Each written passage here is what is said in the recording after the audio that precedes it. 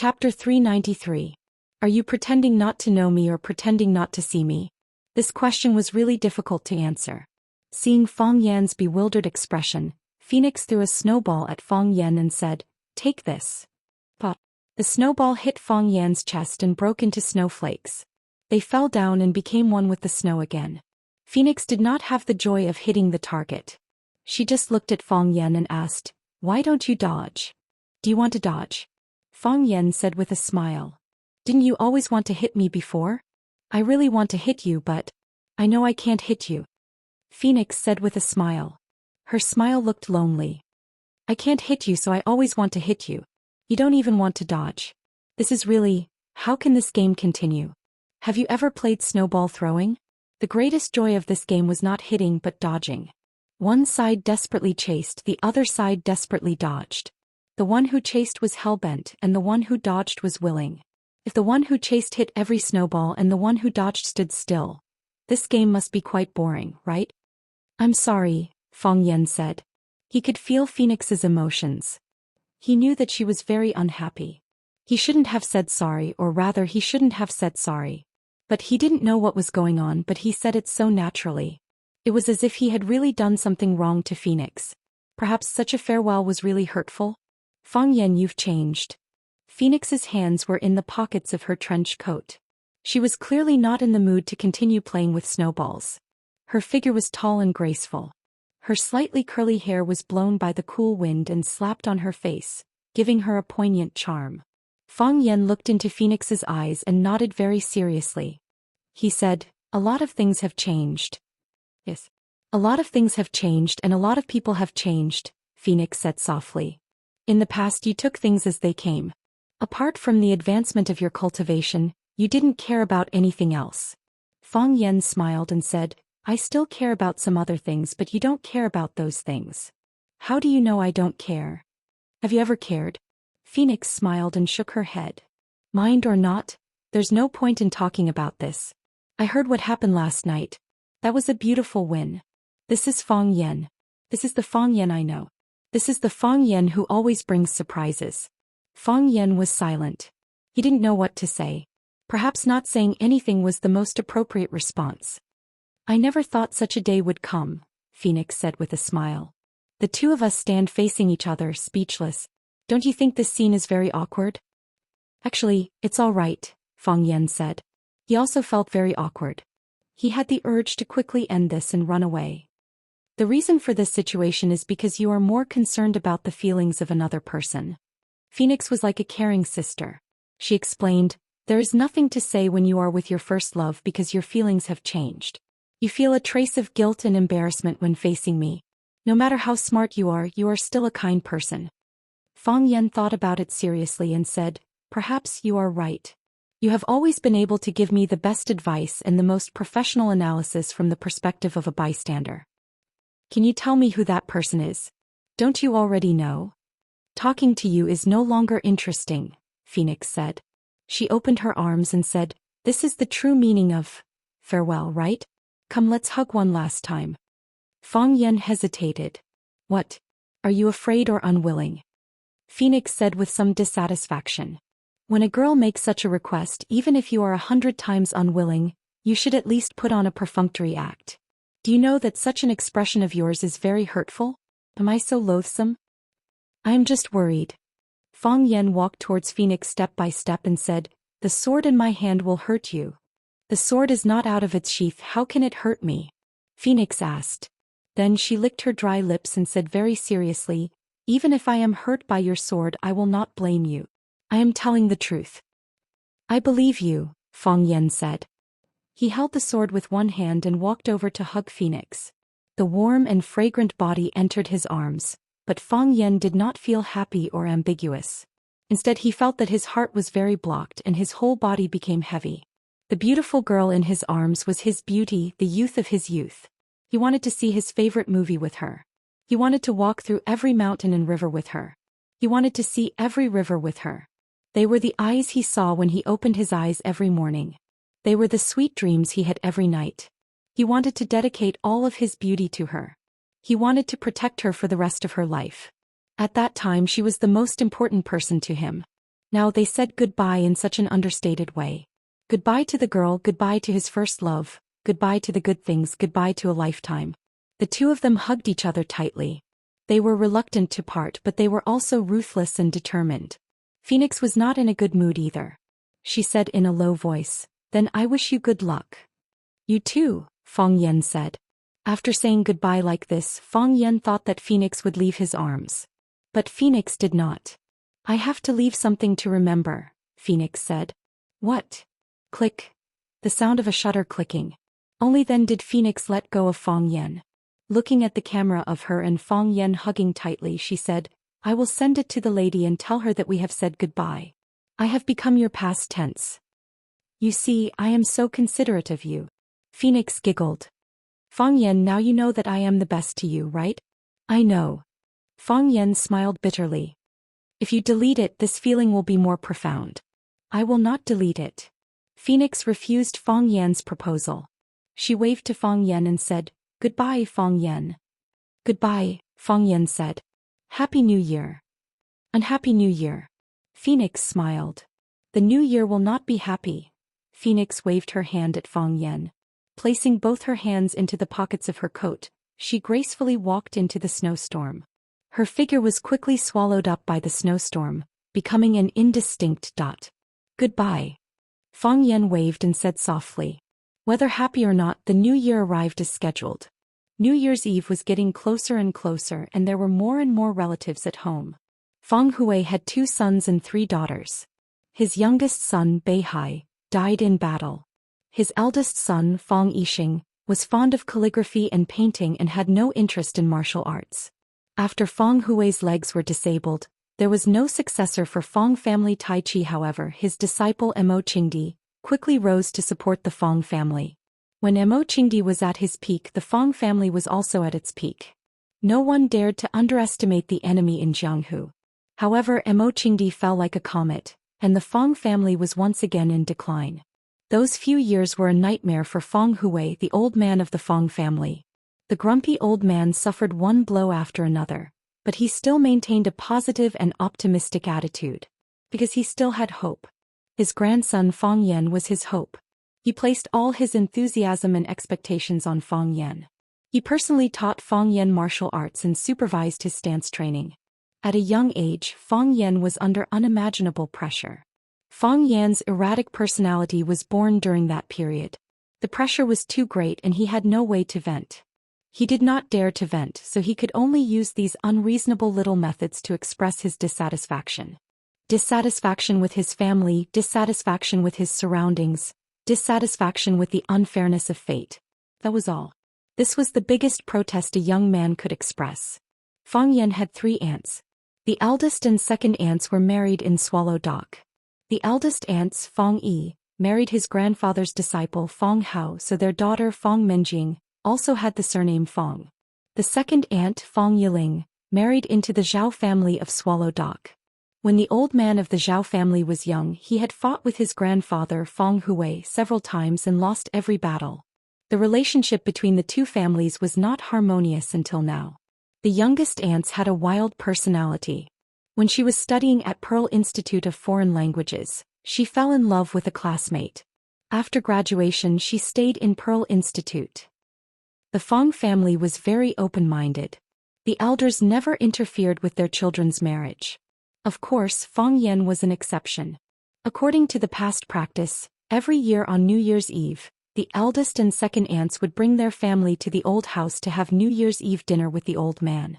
The youngest aunts used to spend the spring festival with her husband's family in Pearl Institute. This year she brought her family back. The New Year's Eve was also a reunion night. Who didn't want to sit together with their family? Hearing that his youngest daughter was coming back, the old man Fong Hui was naturally happy from ear to ear. Ever since she was a child, he liked his youngest daughter the most. The youngest aunts called home in advance and said that they would be back for dinner on the 28th. Lu Wan told them that a sumptuous dinner was prepared early at home. But when it was 8 o'clock in the evening, the youngest aunts and their family still did not come back. Lu Wan called to urge them, but the youngest aunt's mobile phone was turned off. The Fong family was very anxious. Lu Wan shouted and asked Fang Yan to take Fang Yingying and Fang Haohan to drive out to pick them up. She was afraid that the road from Yanjing City to Yanzhou was not easy to drive, and the car should not break down on the road. Fang Yan was also worried about the safety of the youngest ants. He called Fang Yingying and was ready to drive in the direction of Yanjing to look for them. If the car really had a problem, they could also exchange the car with them and let them come back to warm up first. As soon as Fang Yan and Fang Yingying drove away from the gate of the courtyard, they saw a black Mercedes-Benz stopped in front of the gate. The back door was pushed open and a young man wearing a thick down jacket jumped out. He looked around the village and wilderness and said discontentedly, "Mom, what kind of place is this? Are we going to spend the new year here?"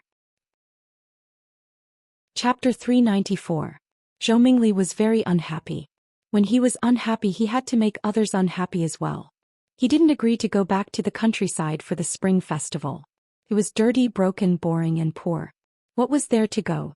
If he had a little bit of expectation for the village life before, after listening to the complaints of his classmates who had experience living in the countryside, that little bit of expectation disappeared without a trace. It turned into deep contempt and disgust. Did you know? They wash their clothes and vegetables in a small ditch at the door. They wash the vegetables downstream and there are children peeing in the water above. I don't even dare to touch the vegetables on the plate when I eat. Whenever I see the vegetables, I think of those children peeing in the water. Their toilets are all outside the courtyard. There are no doors. When you are enjoying yourself, suddenly someone barges in. Once I was so scared that I almost fell into the Kong bed. Yes, you didn't hear wrong. Their toilets are big Kong beds. The feces inside are piled up together to ferment. There are also maggots that crawl on your shoes. What's wrong with that? The meat they eat may have maggots. They are reluctant to throw away the meat with maggots. They wash the maggots off and then continue to eat. So disgusting. Zhou Mingli didn't want to eat vegetables that were washed with the river water that the children peed on. He didn't want to use the toilet where maggots might crawl on his shoes. He felt disgusted when he thought of the meat with maggots on it. He didn't want to come, and neither did his father. However, his mother, Fang Yijing, insisted that she must go back to her hometown for the spring festival this year. She hadn't spent the spring festival in her hometown for many years.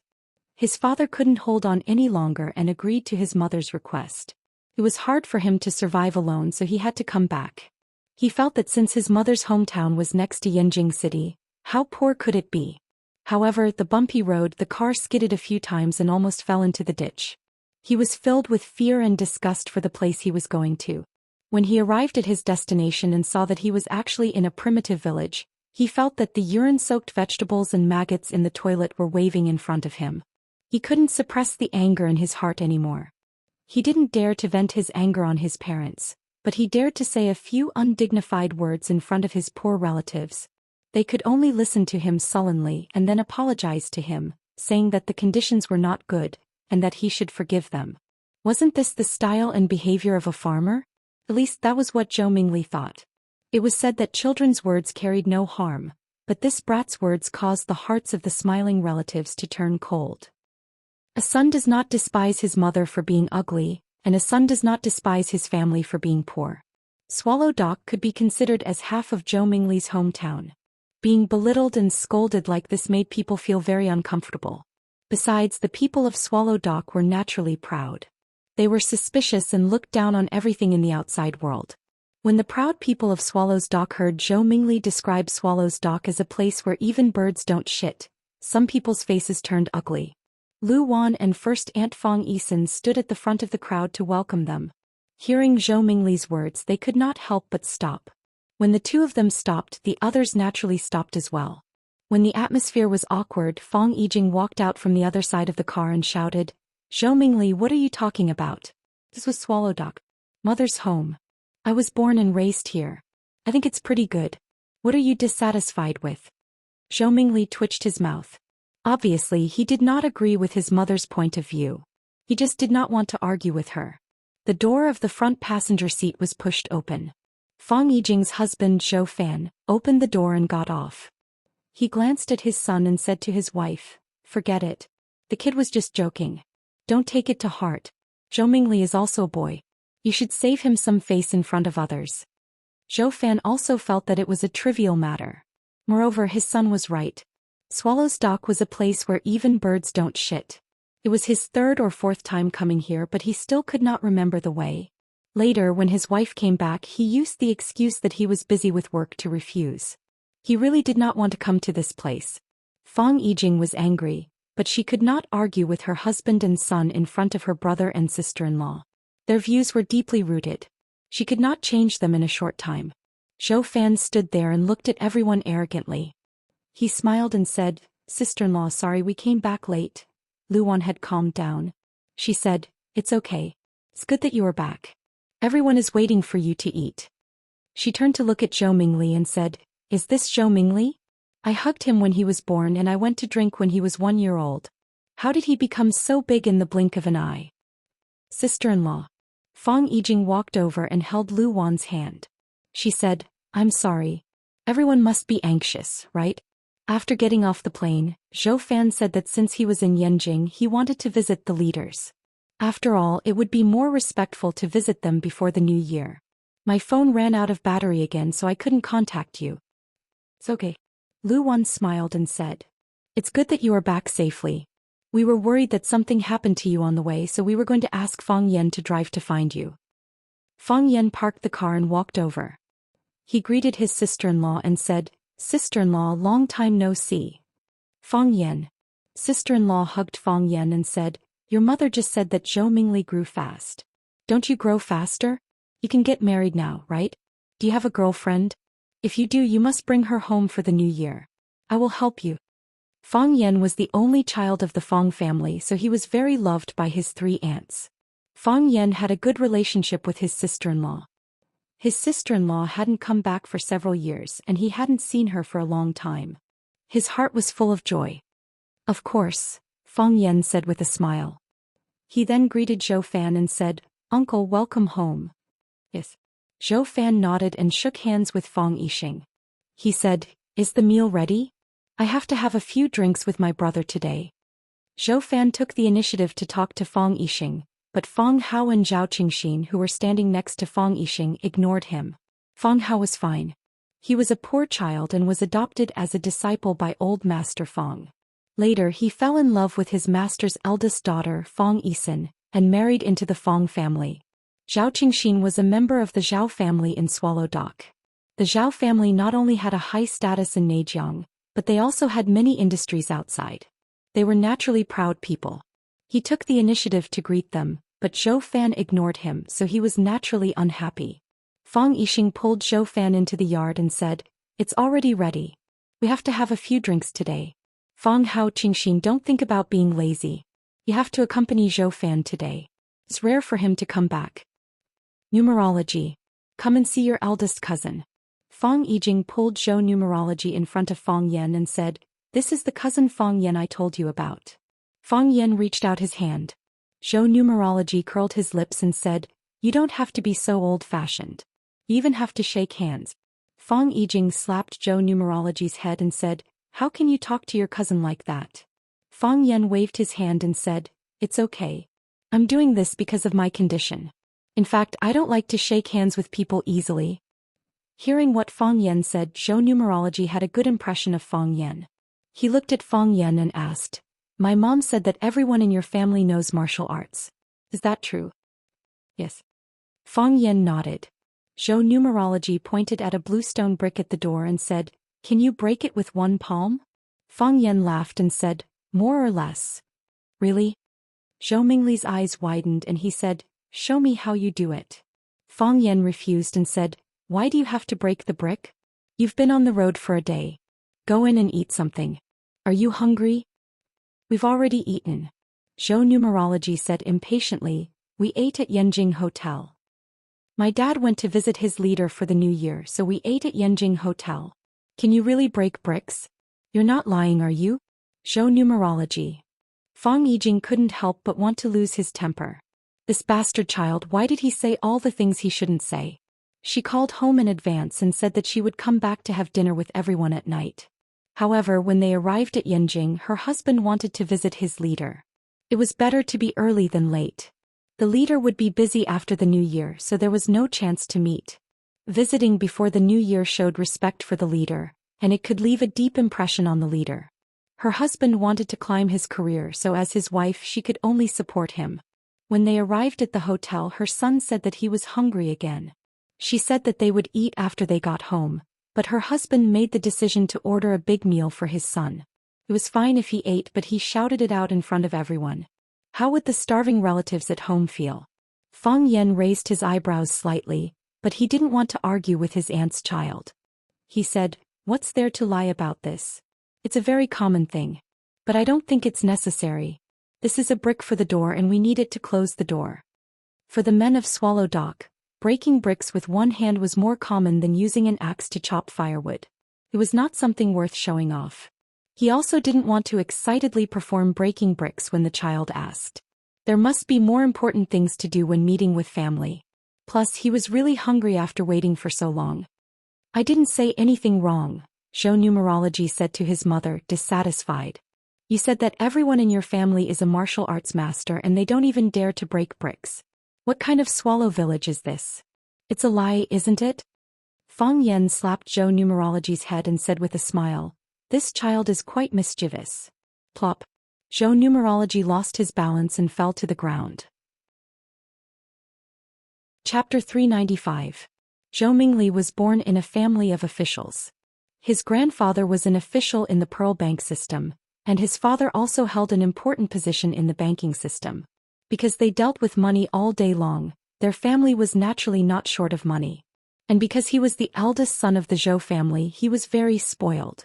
Usually he could get whatever he wanted, even if he wanted the moon in the sky. That was impossible. He had never suffered any setbacks or hardships.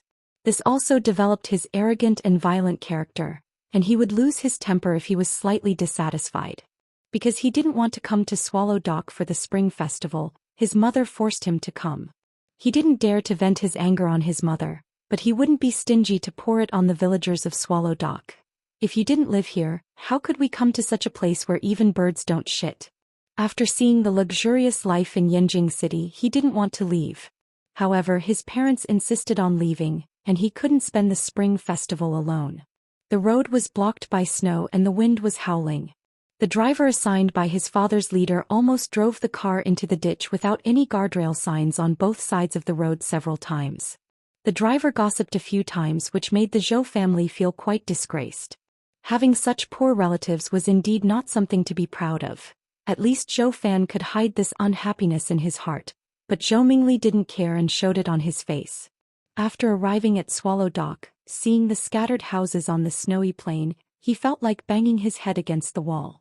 This place in the middle of nowhere except for the village, was surrounded by wilderness and lonely mountains.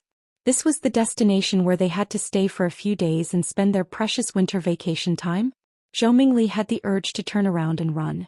His mother told him countless times that their village was a very amazing place, and that everyone in the village had powerful martial arts. Zhou Mingli was skeptical about this sentence. How powerful could they be? Breaking a brick with one punch?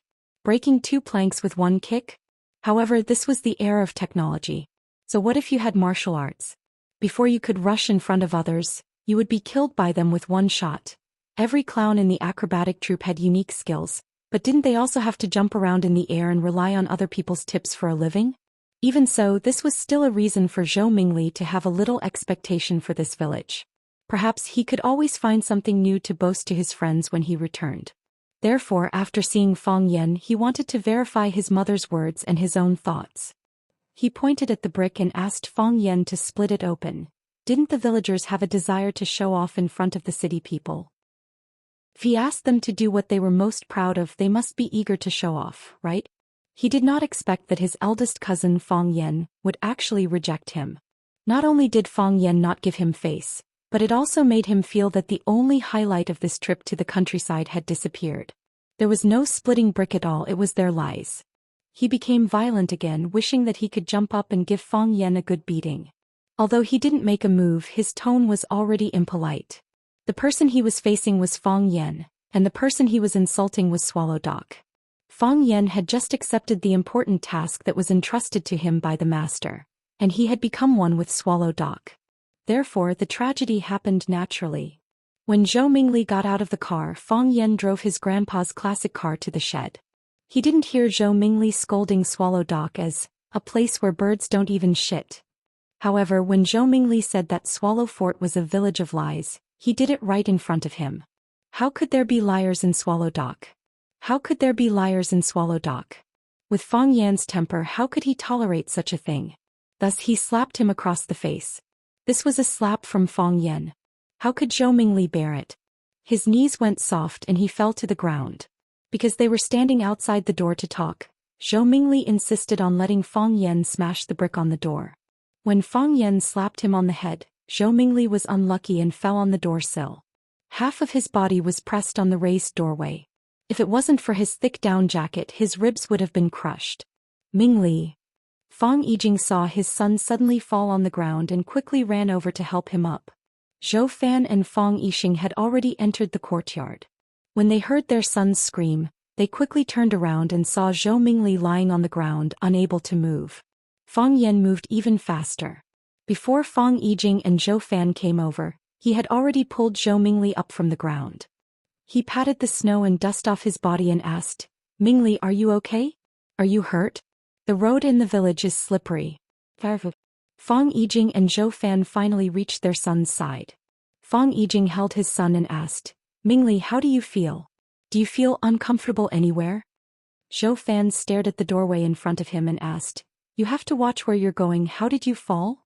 Zhou Mingli felt waves of pain in his chest, but his anger made him lose his mind. He pointed at Fang Yan and shouted, "He slapped my head. He slapped me on purpose." "Mingli."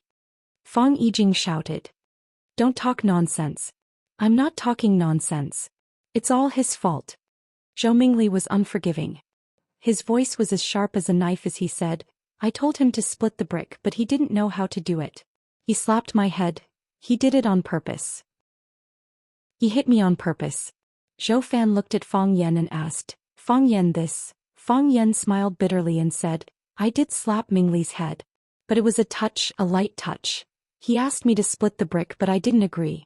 I felt that this child was quite mischievous, so I couldn't help but pat his head. I used to pat Fang Menjing and Fang Mingxiang's heads. But this was all because of me. I apologized to Mingli." "Mingli, that's enough." Fang Yijing was furious, stared at Zhou Mingli with an unfriendly gaze and said, "Are you done? If you are, then go rest in your room. Didn't you already eat? You don't have to eat dinner." Zhou Fan glanced at Fang Yan and smiled. "Mingli is still a child. As his big brother, please forgive him." "Oh, don't worry. I'll take good care of Mingli," Fang Yan promised. Zhou Mingli felt that he had nowhere to vent his anger, so he glared at Fang Yan and said, "You lied to me. I won't let you off easy." Saying so, he quickly walked into the room. "Be careful, the road is slippery," Fang Yan reminded him. "Why do you care?" Zhou Mingli's tone was unfriendly. But as soon as he said so, he fell to the ground again. This time there were no obstacles on his body, so his body slid forward on the thin ice until he reached the bottom of the stairs. Fang Yan raised both hands and said, "I really didn't touch him this time." Fang Menjing clapped and laughed, saying, "So stupid, he can't even walk properly." Fang Mingxiang was even worse. He ran along the path where Zhou Mingli slipped and said, look at me, I can't even slip." Second Aunt Fang Yiling quickly ran over and pulled Fang Menjing and Fang Mingxiang to the side so that Zhou Fan and his little sister wouldn't feel embarrassed. Zhou Fan originally wanted to blame the slippery road for not cleaning up the snow, but after Fang Menjing and Fang Mingxiang's antics, he couldn't bring himself to complain. Even two young children could walk and jump freely. How could his son not be able to walk properly when he's already so old? Moreover, Fang Yan even reminded him to be careful of the slippery road, but he said, "I don't care. Wasn't this a typical dog biting Lu Dongbin? Who's the dog here?" This time Fang Yan didn't need to do anything. Zhou Fan quickly walked over to help Zhou Mingli up and shouted with a stern face, "Zhou Mingli, can you please behave yourself? This isn't a place for you to behave atrociously." Zhou Mingli felt like all the bones in his body were about to fall apart. Although he said he didn't need Fang Yan's help, he was indeed worried about the road under his feet. However, for some reason his knees softened. No, his entire body suddenly lost its strength and he fell to the ground for no reason. He was a bit scared. He felt pain in his chest just now, so he was worried that he might have some side effects from the fall. Seeing that his father was angry, he didn't dare to say what he wanted to say. He shook off his father's hand and strode into the house. Fong Yijing looked at everyone apologetically and said, "You guys should eat first. I'll go help him settle down. This child is in his rebellious phase and he always makes people worry." Lu Wan also stood up and said, let's eat. The food is getting cold." Fong Hui was also pushed out. Although the old man's legs were paralyzed, he still had his power. With him present, everyone behaved warmly and harmoniously. The main guest of the dinner tonight was Zhou Fan. Fong Yixing, Fong Hao and Zhao Qingxin took turns to drink. Zhou Fan took the initiative to toast Fong Hui 3 times, Lu Wan, Fong Yixing and Zhao Qingxin. He even took a toast from Fong Yan. His mind was not very clear, and when he spoke his tongue began to waver. He squinted at Fong Yan and said, "I heard from your aunt that Fong Yan is a teacher in Huaqing?" Fong Yan nodded and said, "Yes." "What's so good about being a teacher?" Zhou Fan waved his hand and said, "The salary is low, the work is heavy, and you have to deal with a group of children every day. When you go to work you have to eat chalk dust. That's not a good thing, it can damage your lungs. It'll be too late to regret it. Listen to uncle, quit your job after the spring festival. Go to Mingzhu, uncle will arrange a job for you and you'll have a lot of free money." How do you know that Fong Yan cannot afford to buy a house? Can't a teacher afford a house?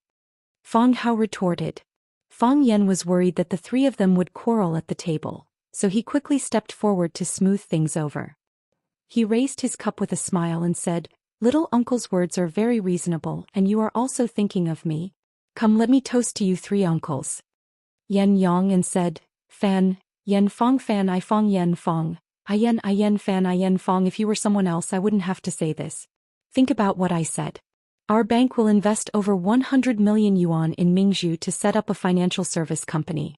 If you are interested, I will arrange for you to work in this service company. You will have a better future and income than being a teacher.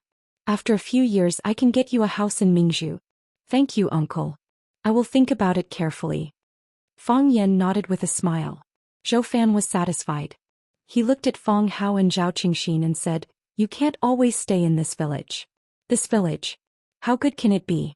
Yijing also told me that this village used to have a lot of great people. But how many years has it been? Hundreds of years. We can't always hold on to the glory of our ancestors. We have to look forward, right?" Zhao Qingxin trembled with anger and deliberately said, "We want to go out, but we have to arrange a way for you." Zhou Fan felt the hostility in Zhao Qingxin's words, so he didn't really want to help him. He said, "If there is a suitable opportunity I will arrange it for you." The meal ended on a bad note. Zhou Fan went back to the room he and Fong Yijing lived in. He lay on the bed and said, "I think your family is hostile to me." "Why is it hostile to you?" Fong Yijing was packing her luggage and asked casually. "Every time a fortune teller comes he will fall. I can see that the boy really suffered a loss in the hands of Fong Yan. Otherwise he wouldn't be so emotional. And your father, when I said I would arrange a job for Fong Yan, he looked at me as if he wanted to eat me. I mean, well, don't I? If it were someone else I wouldn't have to worry about it." Fong Yijing stopped what she was doing and sat on the bed. She said to her husband gently, "Zhou Fan, Swallow Dock is a very special place. The people here are naturally more arrogant than others." Zhou Fan sneered and said, "Poor village people, a group of country bumpkins who have never seen the world. What is there to be proud of?" Fong Yijing sighed softly. She wanted to talk to her husband about this countless times, but she was always rebuffed by this kind of sarcasm. Yes, Swallow Dock had been silent for 100 years, but the glory and spirit of their ancestors still existed. Moreover, the villagers here had been silently protecting this country and its people with their loyalty and lives. They had bled for this country, they had lost their lives for this country. They had the right to be proud and arrogant. No matter who it was, they should be more tolerant to such a group. They should allow their pride, accept their arrogance, and let them feel that they were being respected. However, her husband only believed what he saw with his eyes. The village he saw was so remote, the houses so old, the village roads so broken, and the young people hiding in the village doing nothing. Even his son Zhou Mingli looked down on Swallow Dock. He felt that the village his mother was born in was too poor. She had always wanted to bring her husband and son here, so that they could beat with the pulse of Swallow Dock. Now it seemed that this wish was really hard to achieve. "Zhou Fan, you should let go of your prejudices, look with clear eyes and think with a rational mind. Swallow Dock is really a place that people should be proud of. Before Fong Yujing finished her words, her husband's snoring could be heard. At 6 o'clock in the morning, Fong Yen had already washed up and went to the yard to practice. After returning home, he could not neglect his martial arts. Grandpa did not care about anything else, but he was very strict with this area. Fong Yen had just finished a round of plum blossom steps when Fong Yingying and Fong Haohan also came over in casual clothes. The three greeted each other with their eyes and then began to practice. After a while, Fong Menjing and Fong Mingxiang also came out. Every new year, eldest aunt and second aunt's family would live in the old house. So Fong Menjing and Fong Mingxiang had to practice with Fong Yen. Fong Hao and Zhao Qingxin also had to practice, but they would practice in the Fong family's martial arts hall, not with the younger generation. Zhou Mingli had also woken up. He wore a thick down jacket and held an iPad in his hand. When he saw Fong Yen leading a group of people to practice, he pouted and began to play games on the iPad. The sound of the game was very loud and it brought a lot of noise to the people who were practicing. Can you turn off the sound? Fong Mingxiang had the least concentration, and when he heard the sound of fighting in the game, his attention was drawn away. I'm playing my own game, what does it have to do with you? Zhou Mingli naturally would not listen to a child. Do you believe that I will hit you? Fong Mingxiang said angrily. To Fong Mingxiang, Zhou Mingli, who could not even walk steadily, was no match for him. Fong Mingxiang, Fong Yen said to Fong Mingxiang as he practiced, keep your voice low and focus your mind. These noises are your obstacles. Only by overcoming these obstacles can you become a master like your father. Fong Mingxiang admired Fong Yen very much. After hearing Fong Yan's words, he said, I don't want to become a master like my father, I want to become a master like big brother Fong Yen, okay? Fong Yen smiled and nodded. Felt good to have a hardcore fan at home. Then practice hard. Don't be disturbed by the noise outside. Okay. I will. Fong Mingxiang closed his eyes and focused on practicing his stance. As expected, he was no longer disturbed by external forces.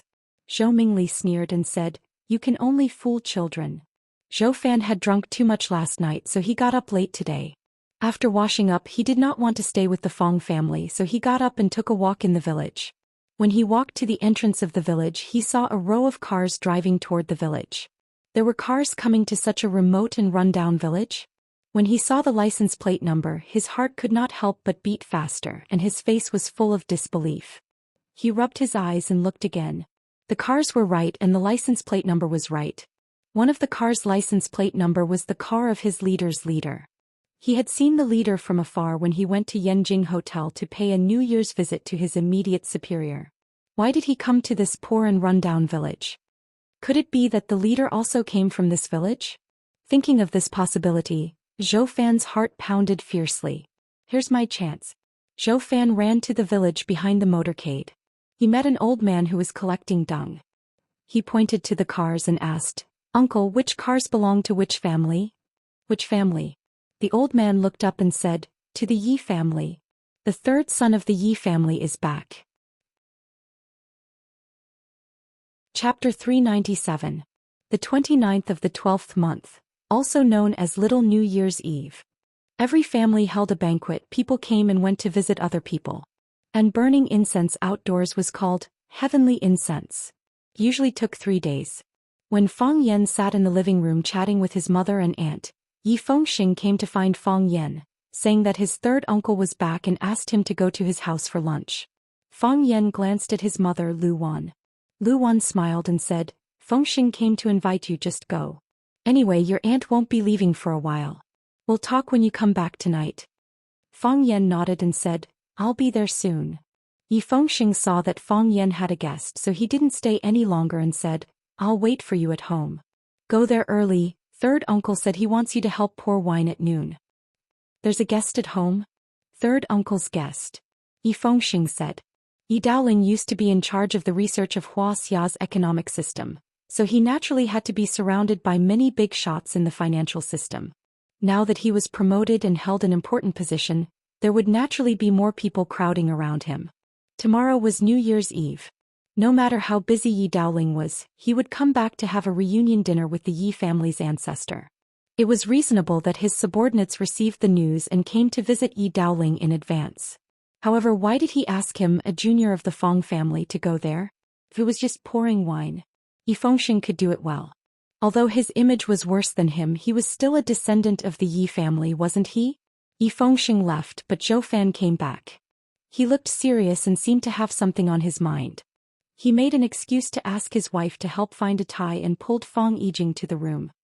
He closed the door and whispered, "Is there a Yi family in Swallow Dock?" "There is a Yi family." Fong Yijing looked at her husband in confusion and said, "Why do you ask?" Zhou Fan was excited. He grabbed his wife's hand and asked, "How is the relationship between your two families? Do you have any contact? Aren't people from the countryside all related to each other? Are you relatives?" No. Fong Yijing shook her head. The relationship between the Fong and Yi families has never been good, and they're even hostile towards each other. "Zhou Fan, what are you trying to say? How did the Yi family provoke you?" Fong Yijing was telling the truth. In the past, the relationship between the Yi family and the Fong family was not harmonious. Every year, when Fong Yan and Yi Rou competed, the Yi family and the Fong family always regarded each other as their biggest rivals and often criticized each other. Now that her husband asked about the relationship between the two families, she could only tell him what she knew before. She didn't know that Fong Yan had taken the little princess of the Yi family, Yi Rou, for a walk by the Shihizi River. Zhou Fan could not vent his anger, so he said in a muffled voice, "Your Fong family will be killed by your own stupidity." For such a high-level leader to pay a visit to the Yi family, it proved that the Yi family must have an extraordinary existence. They both resided in Swallow Dock, yet the Fong family actually had a conflict with the Yi family. Wasn't this just seeking death? His wish to use the Fong clan's connections to build a relationship with the Yi clan had been dashed, so he was naturally in a bad mood. "Zhou Fan, how can you say that?" Fong Yijing was angry and yelled. Zhou Fan loved his wife very much. Seeing that Fong Yijing was mad, he did not want to argue with her anymore. He snorted and said, "We will be dragged down by your family sooner or later." "Who will drag you down?" "If you don't want us to drag you down, go home. I know you don't want to come here and I know you look down on us. So don't come here anymore." Fong Yijing was also irritated by her husband's arrogant attitude. She pointed at the door and yelled, "Sko, who do you think wants to come here?"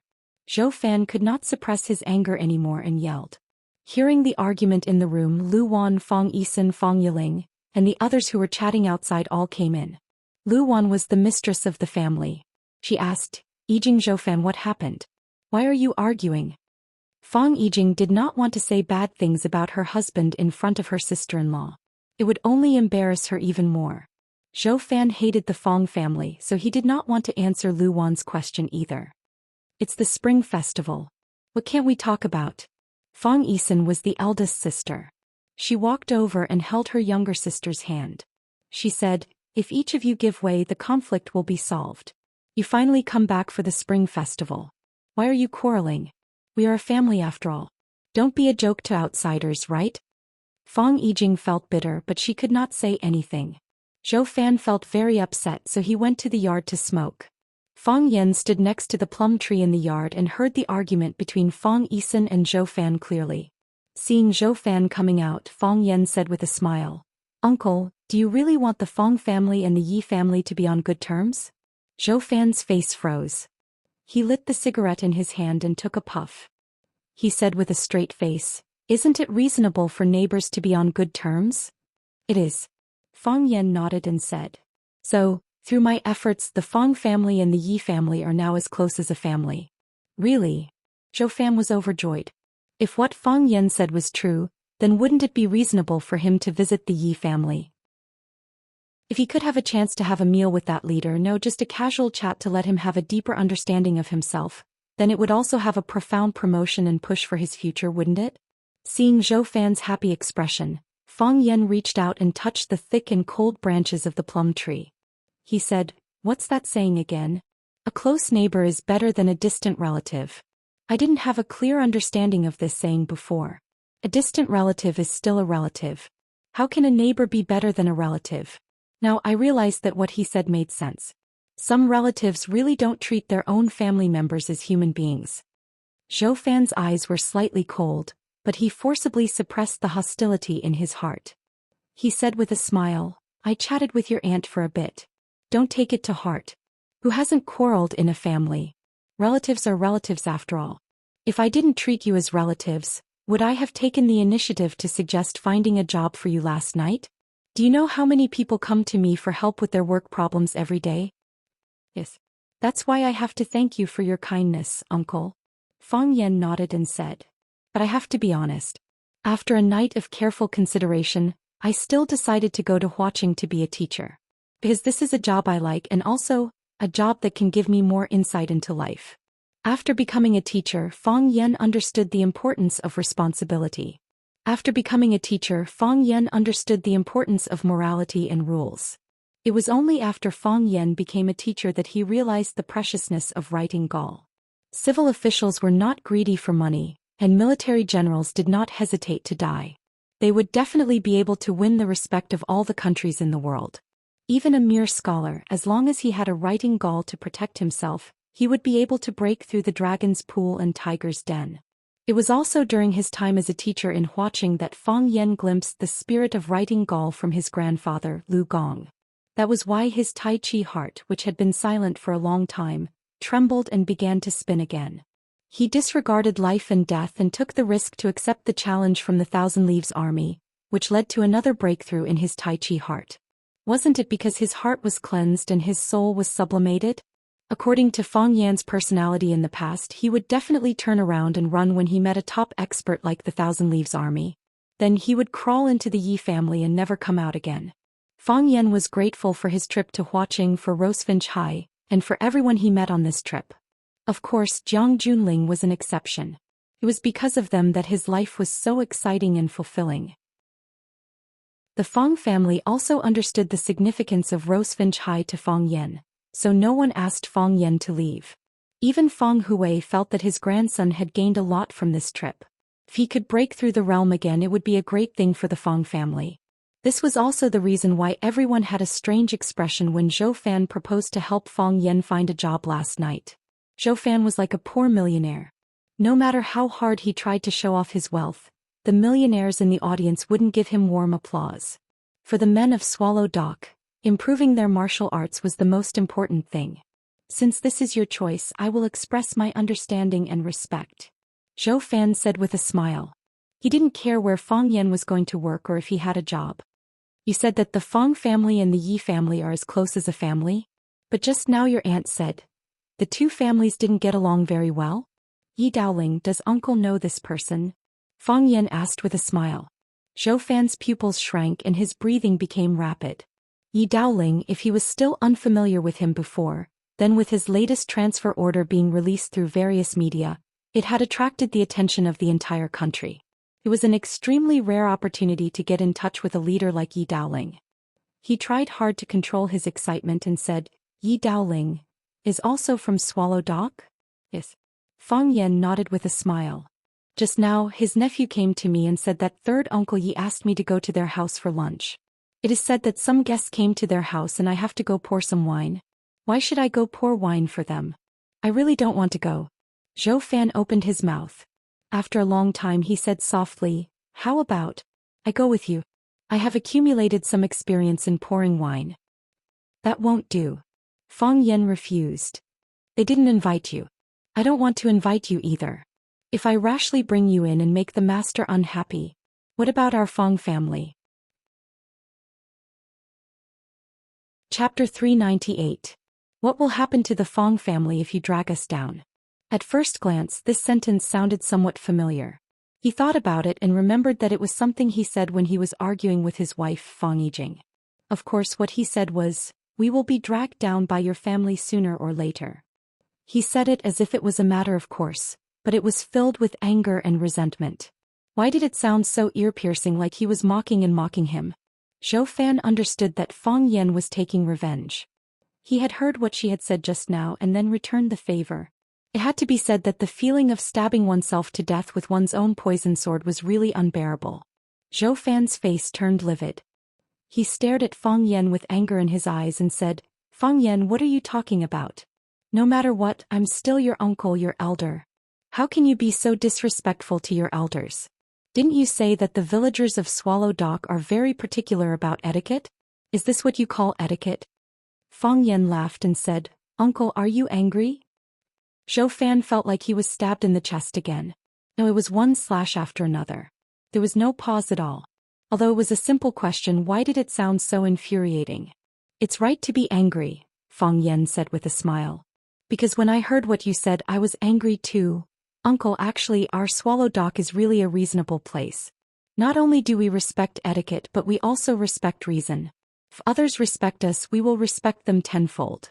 This was the etiquette of reciprocity. We will not offend those who do not offend us, but if we are offended, we will return the favor.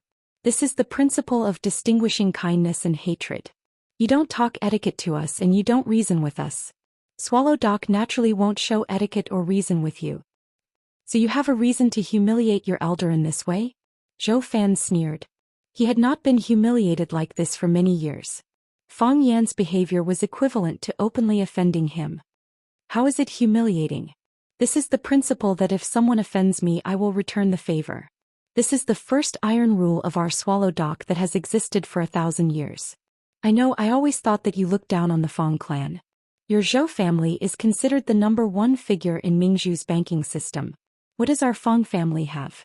A cripple, a drunkard, a bookworm, a woman and a child. Far away in a deserted village, living in an old house. What's so special about you? So, year after year, you didn't want to step into the Fang family's door. Sometimes Auntie came back alone, but you and your son were nowhere to be seen. Auntie never complained about you, nor did she say anything bad about you. She always explained that you were too busy with work and couldn't travel with us. Actually, we're not stupid. We all know what the real situation is. We understand Auntie's difficulties. We didn't want to expose her, we didn't want to embarrass our sister-in-law. On one side were her parents, brother and sister-in-law. On the other side were her husband and son. Both sides were flesh. Which side could she stand on? Sister-in-law says you're very busy, so we'll assume that you're really busy. Auntie says you don't have time to come back, so we comforted her and told her that it's okay. You can come back together next time. Auntie is my auntie, my father's sister and my grandfather's daughter. We all want her to live a happy life, and we don't want her to suffer any grievances in the Zhou family. We think that if we are more lenient and take care of you, you'll be able to feel our kindness and you'll treat my auntie better. Obviously, you don't have this kind of awareness. You think leniency is cowardice and care is flattery. Our Fang family is a piece of chicken ribs to you. It's tasteless to eat and you'll lose face if you abandon it. You must be feeling very complicated this time, right? Fang Yan, that's just your personal opinion. How I treat your auntie, let her speak for herself.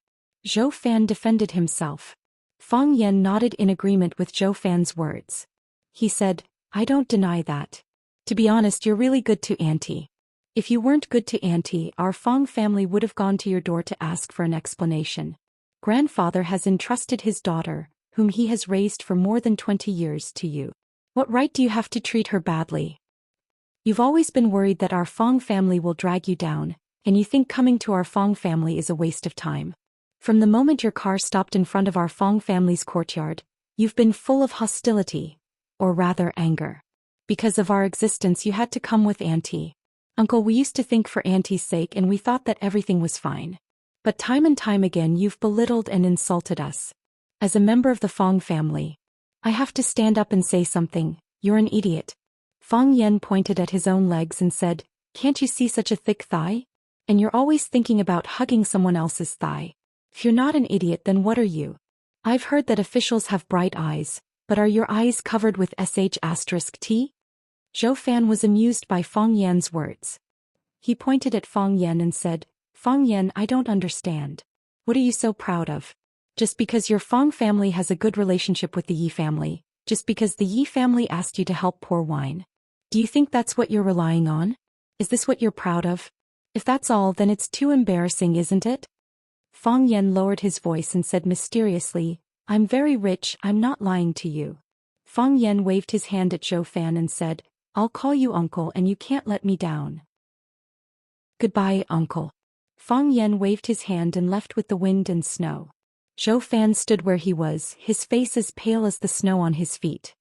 He stamped his feet heavily and said with a sneer, I'd like to see how long you can be arrogant. When Fang Yan arrived at the Yi family's house, Yi Fengxing was playing ice hockey with his cousins at the gate of the yard. The leaders' drivers were arranged in the side hall of the yard. They were drinking tea and eating melon seeds, watching the children play with kind smiles on their faces. Seeing Fang Yan coming over, Yi Fengxing threw the ice hockey in his hand to his cousin. He greeted Fang Yan and said, "Lunch is about to start. Third uncle said that you can go in directly when you arrive." Fang Yan looked at Yi Fengxing and asked, "Why didn't third uncle let you go in to pour wine?" Yi Fengxing curled his lips and said, "Third uncle may think that I'm too fat and it's not nice to occupy 2 seats." Fang Yan naturally knew that it couldn't be the reason. He patted Yi Fengxing's shoulder and comforted him. "Maybe it's the sequelae of the Maple Leaf Club. He probably wants to add fuel to the fire." Yi Fengxing put his arm around Fang Yan's shoulder and said, "I don't need you to explain to me. Isn't it the same for either of us to go in? I don't want to go in yet. If I go in, I want to secretly eat fat. A small bite isn't satisfying and a big bite isn't pleasing. It's better to hide in the kitchen and eat to my heart's content."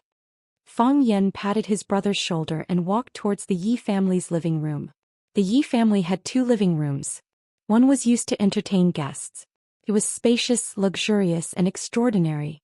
The other was used by the family for gatherings. Although it was smaller and simpler, it was more warm and cozy. Except for guests, the Yi family rarely used the living room outside. Fang Yan had been to the Yi family countless times and was familiar with the Yi family's buildings. Through the hall was the small courtyard and across the lawn was the side hall. To the left was the cement path of the main living room, and to the right was the stone path of the Yi family's inner residence. Fang Yan walked up the cement path and stood at the door of the living room and looked in. Yi Daoling was sitting on the main seat, accompanied by an old man. There were also a few middle-aged men about Yi Daoling's age sitting on the left and right sides. They didn't use the 2 rows of yellow rosewood chairs on both sides of the living room. Although it looked formal and dignified, it was easy to pull people apart. They sat on the sofa made of the same rosewood. Although it was a bit crowded, it made their relationship look more intimate and harmonious.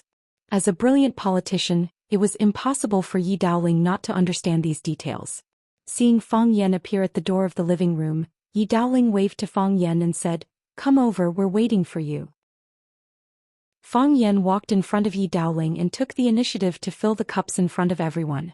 He said with a smile, "Hello leaders, I'm here to serve you."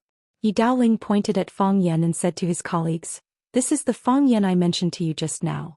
Although this kid's surname is Fang, I've always treated him as a nephew. Very slippery. If it wasn't for his act at the Maple Leaf Club, I wouldn't have gotten this benefit." Everyone sized up Fang Yan while flattering Yi Daoling. The white-haired old man said in a deep voice, "I also heard those rumors that Daoling got lucky. What a joke. This is an appointment from the country, how can it be taken lightly? This kind of person can only gossip behind his back. If he dares to say it to his face, I'll have to talk to him. Minister Yi is everyone's hope. We're sincerely convinced that you're in this position. I also want to get lucky and move my butt forward. But I've been looking forward to it for so many years, but I've never waited for such an opportunity."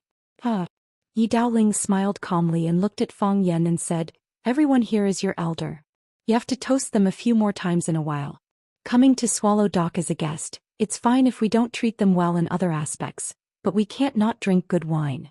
It's the annual vacation now, don't worry about them making mistakes." Fang Yan nodded in agreement and said, "I'll listen to third uncle." Only then did Fang Yan understand that Yi Daoling pulled him over to support him and introduce some connections. Perhaps he was also worried that his family would vent their hatred on Fang Yan. Chapter 399. Fang Yan forced Mr. Gong to push Yi Daoling behind his back. Whether it was intentional or not, it allowed him to occupy that important position. It wasn't an exaggeration to say that Fang Yan owed Yi Daoling a favor. When Yi Daoling was entertaining his subordinates at home, he let Fang Yan, this junior, pour wine at the table. He also had the intention to help him increase his reputation and network. The Jiang family lost this important city, so they naturally had hatred in their hearts. If they imposed their hatred on Fang Yan alone, Fang Yan's situation would be very dangerous. However, Yi Daoling was now in a high position of power. Even if he couldn't compete with the Jiang family couldn't do anything to him. He stood up and said that Fang Yan was his nephew. The things that Fang Yan did were all because of him. When these words reached the ears of the people in Yanjing City, they would naturally help Fang Yan share some of the gunfire. Moreover, there was an implicit meaning of protection. The Yi family had always been very good at distinguishing between gratitude and grudges. Sure enough, because of Yi Daoling's strong recommendation and he had changed the topic to Fang Yan several times, how could the few people present not understand the meaning of this leader? They drank and chatted with Fang Yan. When they were 30% pretending to be drunk, exchanging phone numbers with each other was the proper meaning. After the lunch banquet ended, the guests from afar were all drunk by Fang Yan and Yi Daoling. Their alcohol tolerance was not bad, but compared to Fang Yan and Yi Daoling, this kind of abnormal guy who drank knives like water since childhood, it was not worth mentioning. Their driver played a role at this time, supporting the leader to the parking lot at the entrance of Swallow Dock. The parking lot was actually a rice field used by the villagers to harvest grain during the busy farming season. Now that the grain was collected, there was nothing on the rice field except for a few haystacks. It was wide and flat, a natural parking lot. The drivers all felt strange. The car could obviously drive directly to the Yi family's door, so why did the leader let them get off at that parking lot? Of course, no one would be stupid enough to ask the leader for the reason. It was just that it was more difficult to support the leader now. Fang Yan and Yi Daoling sat back in front of the coffee table and drank tea. Yi Daoling looked at Fang Yan and said, "I only have 2 days of vacation. Today I will entertain my colleagues at home. Tomorrow I will have a reunion dinner at home. On the first day of the new year I will accompany the Prime Minister on a visit.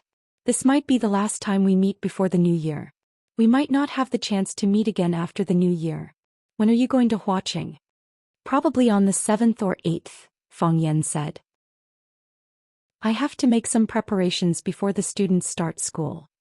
Originally, I wanted to arrange a new job for you after the new year, or bring you to work by my side. But since you have made your own choice, I can't say much. Since you have chosen to be a teacher, you have to be responsible for your students. Besides, you have gained a lot in Huaqing for half a year. Since the heart of Tai Chi can break through twice, it proves that there will be a third time. Although I don't know much about your Feng Tai Chi, if you can reach the legendary highest state of Tai Chi, the water overflow state, you will be the pride of our entire Swallow Dock." Yi Daoling looked like he was gossiping. Just as he said, he was indeed talking to Fang Yan with the tone and attitude of an elder. Fang Yan nodded with a smile and said, "I will work hard. When I am with my students, I feel very calm and my body feels very free. I think this is also the reason why my heart of Tai Chi can break through. So, I will continue to be a teacher. I am not considering changing professions for the time being. As for whether the heart of Tai Chi can reach the water overflow state, let nature take its course. This kind of thing can't be forced. The heart of Tai Chi won't have the word forced. Of course, I am also looking forward to such a day." Yi Daoling nodded and said, "Write down Dong Hai's phone number. If there is anything, you can call him directly. I often have meetings, so my time is not as free as Dong Hai. If there is a problem that I can't solve, I will ask Uncle Dong Hai for help." Fang Yan said with a smile. If someone threw an olive branch, he would naturally accept it with both hands. Yi Daoling put down the teacup in his hand and said, "I am going to read a document, so I won't sit with you. You young people find your own fun." Fang Yan got up and sent Yi Daoling off. Yi Fengxing ran over and asked, "Third uncle left?" "Yes." Fang Yan said. "Did you speak up for me? Let him let me out after the new year?" "No." Fang Yan said. "Why not?" "Because I think he will definitely not agree. The Yi family hopes that you can focus on martial arts, so they naturally don't want you to go out and be distracted by other things," Fang Yan said. After a pause, he whispered to Yi Fengxing, "If you really want to go out, then go out." Yi Fengxing stared at Fang Yan with wide eyes and said, "You want me to run away like you?" "We are not running away, we are just going out to find inspiration," Fang Yan said. "Look, I went out and broke through the heart of Tai Chi. Maybe if you go out, your white tiger fist can also enter the upper stage of Peri-Celestial. It is also possible to directly become a tiger." Yi Fengxing nodded and said, "Let's go, I will take you to a place." "To where?" "You will know when you come," Yi Fengxing said. Fang Yan looked at him warily and said, "You will not harm me, right?" "How is that possible?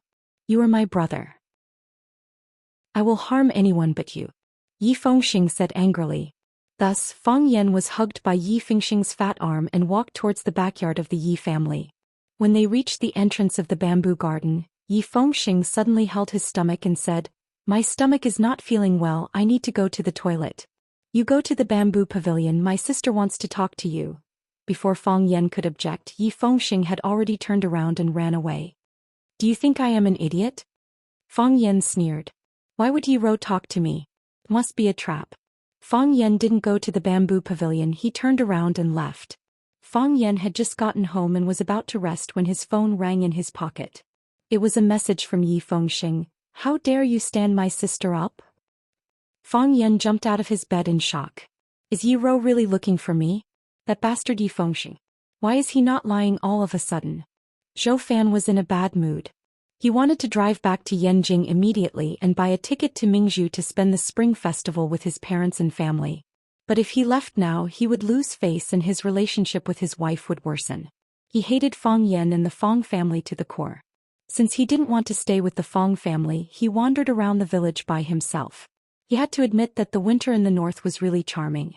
Although Swallow Dock was in a remote location, the scenery was quite good. Both the ice river in Shihizi and the ice mountain in Little Green Mountain were beautiful.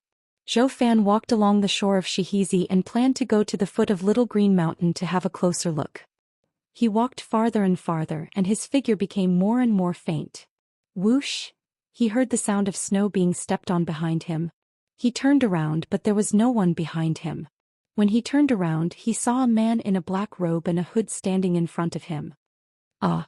Zhou Fan was taken aback and he stepped back. When he regained his balance, he asked anxiously, "Who are you? What do you want? Are you Fang Yan?" "Fang Yan, I'm warning you, don't play this kind of trick with me." He had received a high level of education, so he naturally didn't believe in ghosts. But this man appeared out of nowhere and was dressed in such a 2D style. This made him wonder if Fang Yan was deliberately trying to scare him. After all, in his impression, Fang Yan could do anything. Whoosh! The man took a step forward. With just one step, he was already in front of Zhou Fan. Then he stretched out his hand and grabbed Zhou Fan's neck. During this process, Zhou Fan didn't have any intention of dodging or resisting. Perhaps it was too late. The black-robed man exerted a bit of force and lifted Zhou Fan's body into the air. Zhou Fan's feet were off the ground and he couldn't breathe properly. His face quickly turned purple. His throat was moaning and he wanted to say something but no words came out. The black-robed man raised a white transparent bottle in front of Zhou Fan and said with an extremely hoarse and strange voice, "When we have reunion dinner, pour this into the Fang family's soup pot. I believe you can do it." Zhou Fan's eyes widened. It was unknown whether it was because he was surprised to receive such a strange task or because his body was suffering from lack of oxygen. Of course, you can also resist or run away. It doesn't matter. As the black-robed man spoke, the hand that was strangling Zhou Fan's throat twisted slightly and Zhou Fan's mouth opened wide. The black-robed man flicked his finger and a black pill was shot into Zhou Fan's mouth. Zhou Fan only smelled a fishy smell, and then the pill dissolved in his mouth, flowed into his throat and stomach and could no longer be found. "You can only get the antidote after completing the task," the black-robed man said in a muffled voice. "Either they die or you die." Plop! Zhou Fan's body fell to the ground. He covered his neck and gasped for fresh air. If he had been strangled for 1 or 2 more seconds, he felt that he would have died. When he finally recovered, he raised his head to look for the black-robed man but found that he had already disappeared. The river bank and the mountain ridge were gone as if they had never been there. More strangely, he found that the black-robed man didn't even leave footprints. There was only a trail of footprints on the snow. Zhou Fan's body tensed up and his hair stood on end. He was extremely frightened. Did he meet the legendary snow ghost today? However, he looked at the white glass bottle in his hand. Why would the snow ghost want to poison the Fang family? Poison? In a panic, he threw the glass bottle far away. Chapter 400. Zhou Fan vomited until his heart and lungs were torn apart. Again and again he stuck his fingers into his mouth and dug, then lay on the ground and vomited.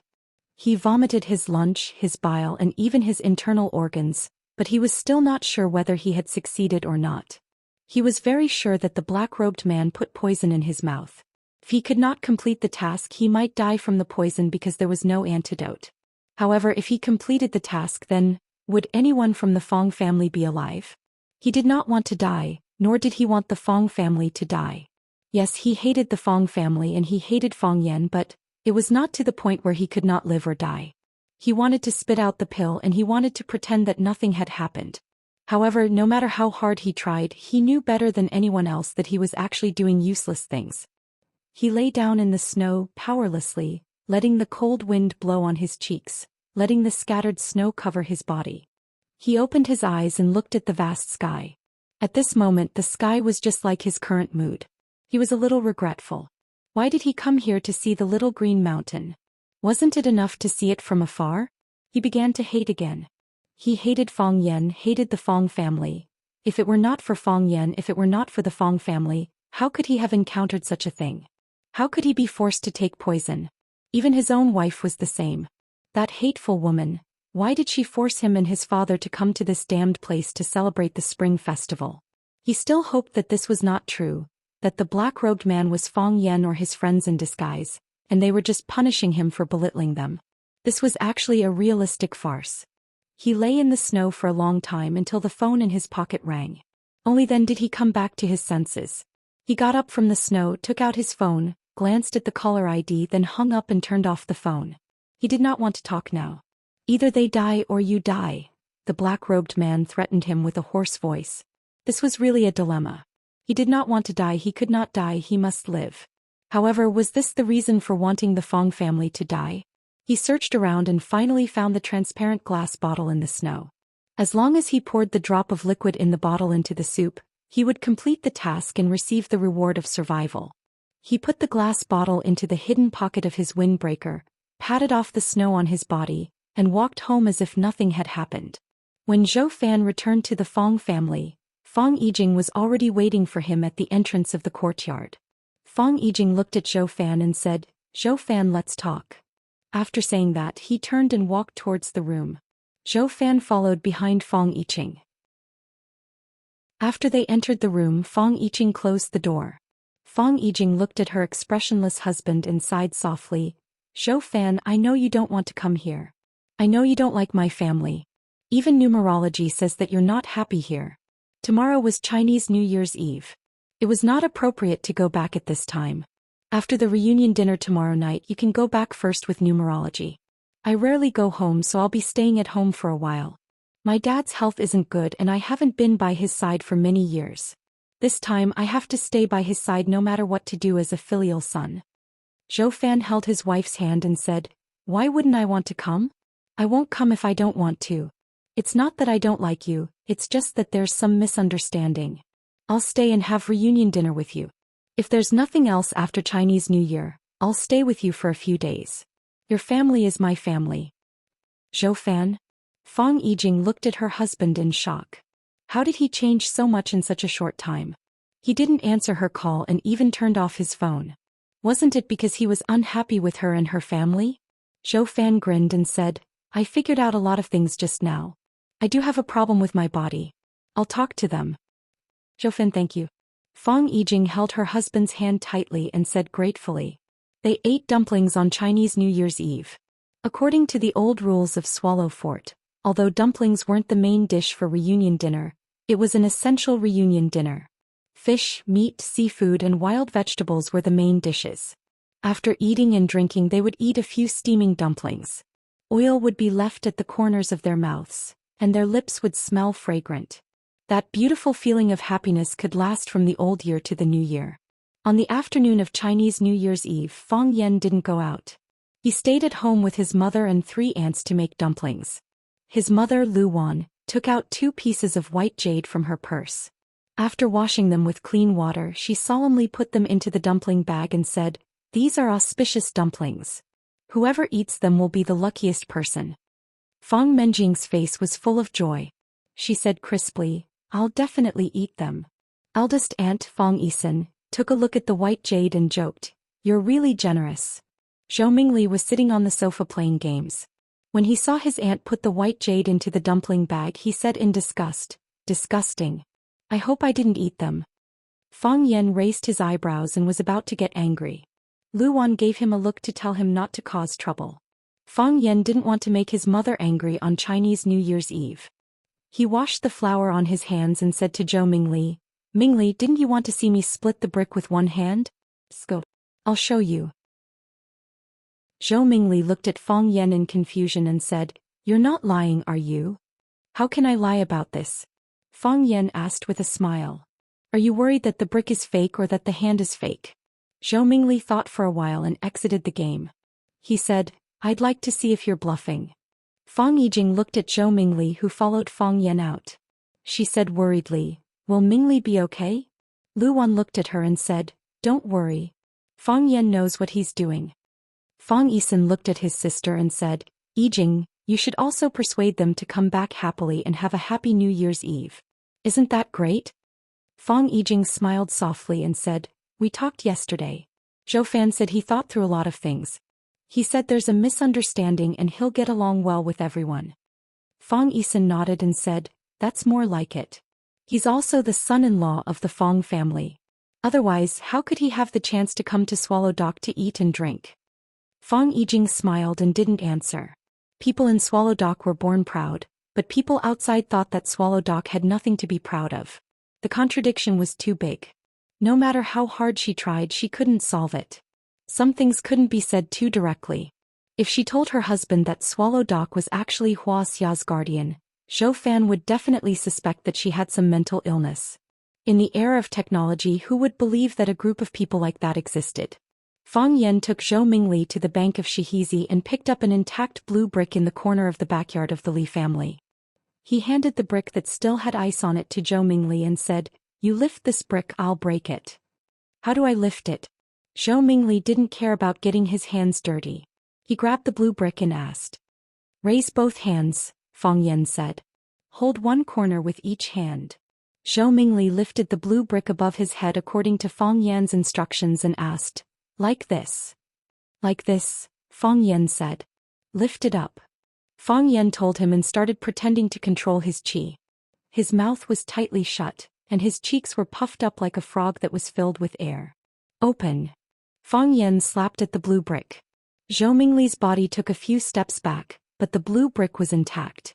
There wasn't even a crack, let alone being split in half. Zhou Mingli straightened his body and looked at Fang Yan with disdain. He said, "Can you do it or not? If you can't, I'll go back. Who wants to see you show off here?" "Try again," Fang Yan said embarrassedly. "The angle just now was wrong. You lift the blue brick and I'll split it again. I can do it this time." Zhou Mingli thought about it and felt that it didn't matter since it was already here, so he lifted the blue brick again. Fang Yan suddenly exerted force and slashed at the center of the blue brick like lightning. Crack! Zhou Mingli only felt his arms shake and the blue brick in his hand was split into two. He looked at Fang Yan in disbelief and asked, "Is it really possible? There's something more exciting. Do you want to see it?" Fang Yan said with a smile, his voice full of temptation. "What else?" Fang Yan pointed at a crooked tree next to him and said, "You climb up this tree and throw the brick down. When the brick falls, I'll cut it in half. When the brick hits the ground, you'll find that the brick will split into two." "Impossible?" Zhou Mingli's curiosity was piqued. "Do you think this is a movie? Try it if you don't believe me." Zhou Mingli looked at the crooked tree and said, "This tree is icy and slippery. I'm afraid I can't climb it." "Then forget it," Fang Yan said. "When you come next spring, I'll show it to you." Zhou Mingli hesitated again and again, but he still didn't want to give up. He said to Fang Yan, "I'll try climbing. Help me." "Sure." Fang Yan reluctantly agreed. With Fang Yan's help, Zhou Mingli finally climbed up the crooked tree with great effort. Zhou Mingli hugged the tree trunk and shouted to Fang Yan, "Pass me the brick." "Brick? What brick?" Fang Yan looked at Zhou Mingli with a confused expression. "Didn't you say I'll climb up and throw the brick, and you'll split it?" Zhou Mingli had a bad feeling. "That's what happened," Fang Yan said. "But I just thought about it. I think I'm not strong enough yet. I'll go back and practice. When I'm done, I'll come back and split the brick for you. Don't worry. By next spring, I'll definitely be able to split the brick in the air." After Fang Yan said that, he turned around and walked towards the village. "Hey Fang Yan," Zhou Mingli was scared. He hugged the crooked tree and shouted, Put me down, Fong Yan, you bastard. Put me down, Fong Yan, you bastard. You dare to trick me. I'll play you to death, Fong Yan, cousin, help. Deep in the forest, a man in black robe watched this scene like a ghost. Chapter 401. Come back quickly, I can't handle it alone. The tree trunk was too tall, the bark was too slippery, and it was covered with a thin layer of ice. If he wasn't careful, he might slip and fall to the ground. Zhou numerology relied on Fong Yan's help to climb up. Now that Fong Yan said that he had to go back to practice again, it was possible that he could only come back next spring to perform the act of splitting bricks in the air. If he lay here and waited until next spring before the tree sprouted, it would probably sprout on his head. Of course, he also knew that it was going to be New Year's Eve dinner soon. If his family couldn't see him, they would definitely come out to look for him. His life wouldn't be in any danger. However, the wind and snow were strong in the forest beside Stone River. Not to mention 1 or 2 hours, even 10 or 20 minutes would be a torture. He really hated Fong Yan to the core. Why hadn't he been beaten to death by his parents when he was young, this naughty kid who specialized in destroying things and scheming against others? Fong Yan, come back, help, someone help me, Zhou Mingli screamed himself hoarse, but no one could hear his helpless pleas. In the depths of the forest, a pair of gray eyes stared at him without blinking. The black robe was wrapped tightly around his body. Even the arrogant cold wind couldn't remove it from his body. He held a thin blade in his hand. As long as he gently tossed it out, the screaming child would most likely die. After a long time, he finally made his final decision. He turned around and sprinted towards the top of the small green mountain. Gone in a flash. When Zhou Mingli came back, his face was swollen, his nose was covered in tears and mucus, and he couldn't stop coughing. His hair, which was originally made with hair clay, was blown into a chicken's nest shape. The 4 sides were swollen and the middle was bald. It could be the new trend of swallow fort. Zhou Mingli couldn't hold it in anymore when he saw Fong Yijing. He cried out, "Where's Fong Yan? Where's Fong Yan? That bastard, he purposely tricked me. He tricked me to the tree and ran away. I couldn't get down alone, I almost fell to my death." Fong Yijing knew that Fong Yan would punish her son. It was not Fong Yan's style to do nothing. But when he saw Zhou Mingli's miserable state, he felt a little distressed. He quickly pulled Zhou Mingli into the room and said, "Why are you shouting? Quickly go back and change your clothes. My God, my clothes are about to turn into popsicles. It's Fong Yan. This bastard son of a bitch, I'm going to fight him to the death. He dared to bully me, I'm not going to let him off easy, Pop." Zhou Fan slapped his son on the head. "Shut up."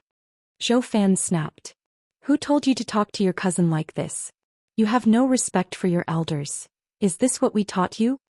His father's anger was still a deterrent.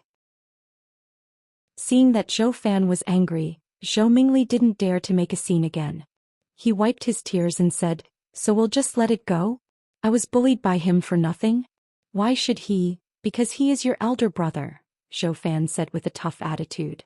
"If you talk to your elder brother like this again, I'll teach you a lesson even if he doesn't do anything. You..." Zhou Mingli wanted to rush up and fight with his father. He felt that everyone was bullying him. Even his father had betrayed him and joined the enemy's side. As his mother, "You need to discipline him," Zhou Fan said to Fong Yijing. Hearing the commotion, everyone in the Fong family turned their gazes over. Lu Wan came out and advised, "Talk to the child, don't touch him." Fong Menjing giggled and said, "Big brother Fong Yan has been beaten a lot." "You little girl." Lu Wan was amused by Fong Menjing's words. She grabbed the 2 braids on her head and said, "If you dare to talk to adults again, I'll sew your mouth shut with a needle." Fong Menjing quickly covered her mouth with her hand, worried that her aunt would really sew her mouth shut with a needle. If that happened, she wouldn't be able to eat delicious food. Only a stick can make a filial son. Children should be strictly disciplined. If they are like this now, what will happen in the future? Zhou Fan said. While everyone was comforting Zhou Mingli, Zhou Fan left the room and went to the kitchen. It was Lunar New Year's Eve. The 2 old maids of the Fong family were busy preparing dinner for the family. Seeing Zhou Fan come in, the old maid who was washing the vegetables asked with a smile, "Young master, why are you in the kitchen?" "I'm here to find something to eat," Zhou Fan said with a smile. "I ate quite a lot in the afternoon. I didn't expect to be hungry at this hour." "It's easy to boil oil in a cold place," the old maid said. There's fried rice balls and braised pig's face meat. Should I make a bowl of rice balls and cut a plate of pig's face meat for you to fill your stomach? Sure, Zhou Fan said with a smile. Cut a plate of pig's face meat. The old maid wiped her hands on her apron, then took a pig's ear from the pot and cut it into strips. Zhou Fan stood next to the old maid and pretended to watch her cut the meat. But when the old maid's body blocked the other old maid's view, he quickly unscrewed the white bottle of potion in his hand and poured it into the soup pot. There was only one drop of the potion, and it didn't even make a splash when it was poured into the soup pot. The old maid looked at Zhou Fan looking at the soup pot and said with a smile, "This is mountain mushroom pheasant soup. The mushrooms are picked from the mountains and the pheasant is hunted from the mountains. You city people can't eat it." Yes. People in the city eat expensive and nutritious food, Zhou Fan said with a smile. There's also gutter oil. Drink a bowl later to replenish your vitality, the old maid said. She deftly put the pig's ear on a plate, then handed a pair of chopsticks to Zhou Fan and said, "Young master, eat this first." "Thank you," Zhou Fan took the plate and said gratefully. When Fang Yan came back from outside, Zhou Mingli was already sitting on the living room sofa playing games. When he saw Fang Yan come in, his eyes almost shot out thousands of sharp little swords to stab Fang Yan into pieces. Fang Yan sat next to Zhou Mingli and asked with concern, "Cousin, you're back? Did you catch a cold?" "Fang Yan, don't be mean to me, I'll be even more mean if you're mean to me." Fang Yan interrupted him and said with a low voice, "You've seen it, I can break a brick with my bare hands. If I cut your spine with a knife, do you think you can still stand up? Don't you dare. Do you want to try?" Fang Yan said with a smile. "I have inner force. If I hit you, you won't feel it on the spot, but after a month the side effects will slowly show." Zhou Mingli felt a chill on his back. He jumped down from the sofa, put on his shoes and ran to his room. He was really scared of Fang Yan. Fang Yan smiled silently. This pair of father and son was really worrisome. After the Fang family worshipped their ancestors, they poured 3 glasses of wine in the direction of the stone tablet at the entrance of Swallow Dock village. Fang Yan personally went to the backyard to bring a few dishes to the old drunkard, and drank 2 glasses with him. The Fang family's New Year's Eve dinner also officially began. Fang Hui sat at the head of the table, Fang Yixing sat below, and then Fang Hao, Zhao Qingxin, Zhou Fan, Fang Yan, Zhou Mingli and several other juniors of the Fang family sat below. Lu Wan and the other women sat on the other side of Fang Hui according to seniority. Fang Hui looked at his descendants sitting on both sides of the table. He seemed to be in a particularly happy mood and said with a smile, "New Year's Eve is the night of reunion. How can it be called a night of reunion when all the family members are not here? This year Yixing and Zhou Fan are back and so is Zhou Mingli. This year's reunion dinner is even more reunion than in previous years. But this is not enough." Everyone looked at Fang Hui with confusion. Obviously all the family members were here, why did the old man say it was not enough? Could it be that someone who was supposed to be here didn't come back? Fang Hui looked at Fang Yan with bright eyes and jokingly said, "If Fang Yan can bring back that girl from the Yi family, then our dinner will be truly perfect." Everyone laughed. Fang Yan smiled bitterly and said, "Grandpa, please don't make fun of us." "Who said I'm joking with you? Next year we must win that girl from the Yi family, and bring her back to our Fang family for a reunion dinner during Chinese New Year. This is a mission, we must make sure it is completed." Fang Hui said with a serious expression. Fang Yan didn't want to spoil his grandpa's mood, so he half-heartedly said, "I'll try my best, but you also know this kind of thing requires fate." "Fate my ass. Back then I fell in love with your grandmother and so did many other people. They wrote love poems and gave her gifts, so I directly went up to her and told her to come with me. Then she left with me," Fang Hui said with a proud expression. Fang Yan's face was full of shock, saying, "It's that simple?" He didn't quite believe it. He always felt that picking up girls was something that required a lot of experience. How could it be so easy to succeed? "It's that simple." Fang Hui solemnly nodded. "Of course, that's only if I beat all of her suitors away in front of her." Everyone laughed again. Even Zhou Mingli, who always kept a straight face and didn't want to talk to anyone, couldn't help but laugh. It seems like Fang Hui's story was very much to the taste of these young people. After Fang Hui finished his speech, everyone's eyes turned to Fang Yixing. According to the rules, he would also say a few words. Fong Yixing raised the glass in front of him and smiled. I won't say much, I just wish everyone good health and a better life. Come, let's have a toast. Cheers. Everyone's glasses clanked together, making a clear sound. Then everyone raised their necks and drank all the liquor in their glasses. Even Fong Mingxiang learned from the adults and drank all the yogurt in his glass in one gulp. The first thing to eat was the soup. The old maid brought up the bowls of soup. Everyone had a bowl in front of them. Fong Hui took the bowl, blew on it, and was about to drink the soup with a spoon, when Zhou Fan suddenly called out, "Wait a minute." Chapter 402. Zhou Fan suddenly spoke. Everyone put down their bowls of soup and looked at him with puzzled eyes.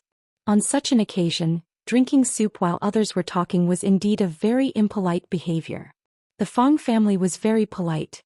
Zhou Fan's face was slightly red, and his forehead was covered with fine beads of sweat due to nervousness.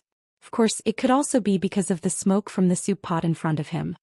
His legs, which were placed under the table, were trembling slightly.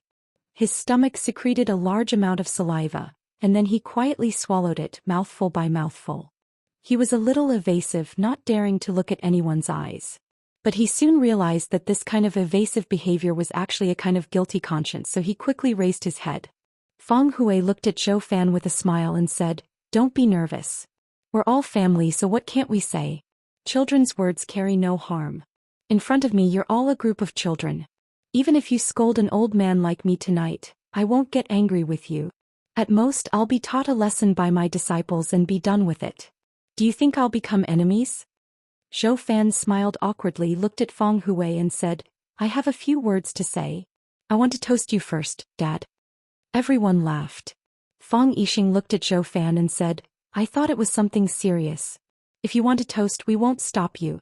But I've already told the old man during dinner that he can only drink 3 glasses tonight. After 3 glasses he's not allowed to drink anymore. He's already clinked glasses with everyone, so if you want to toast him, this will be the 2nd glass. But I can't guarantee whether the old man will drink it or not." Zhou Fan raised the glass in front of him, looked at Fong Hui and said, "Dad, I want to apologize to you. All these years I've done a lot of bad things. You handed Yi Yan to me, but I've always let her suffer.